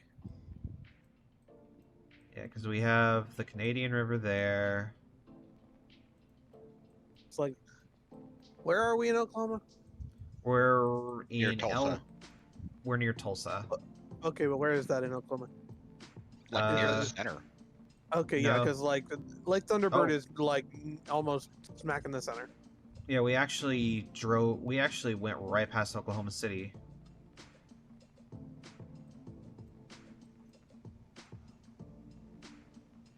Actually, I think we drove right through Oklahoma City to get here. It is in it is in Norman, Oklahoma. That's yes. Norman, Oklahoma. Let's see. Norman, Oklahoma. Well, there's Norman right there, so Lake Thunderbird's right there. And where are we at right now? Yeah, it's on the other side of Oklahoma right City. past it. And we went Dang. right past it to Tulsa. Well, no, alright, I guess no one's getting eaten by the octopus. It's a real shame. But hey, you know what? We'll take the opportunity with the next podcast to see some places around here. Oh shit. Did not mean to switch over to that. Oh god. I should get back to adding cryptids into my Pathfinder game just to see if anyone sees them. Oh boy. Damn, Zone actually raided me, and I thought I was actually gonna have an opportunity to raid him. But that seems to not be the case, so here's what we're gonna do. We're gonna see who we can go raid right now. If I can find...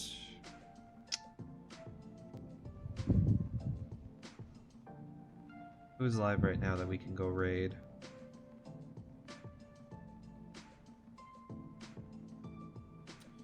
We're gonna go raid Godine. He's an Arcanine fellow that I have recently chatted with a bit, or used to chat with. So we're gonna go raid him. He is currently playing Elden Ring Night Rain. So that is going to be a fun. It's going to be a fun time all around. Oh. Unfortunately, does not allow raids. Well, I guess it gets a shout out instead. Yeah, he gets a shout out instead. Let's see who else.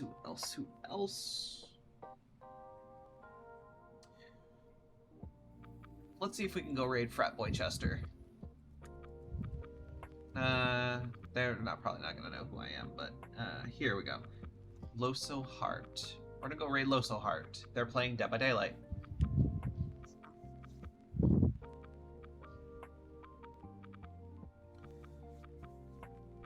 But thank you guys for yet another wonderful stream, another successful podcast and venture down the road to our destination. And as you all know, I like to end my streams on a positive note with a positive quote.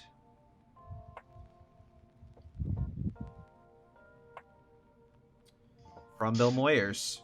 When I learn something new, and it happens every day, I feel a little more at home in this universe, a little more comfortable in the nest. Chat, Pinelings, thank you again for yet another stream. And as always, do me a favor, go to bed on time, eat your vegetables, stay energized, stay hydrated, and I'll see you all in the next one. Take care. Bye. Bye. Bye, everyone.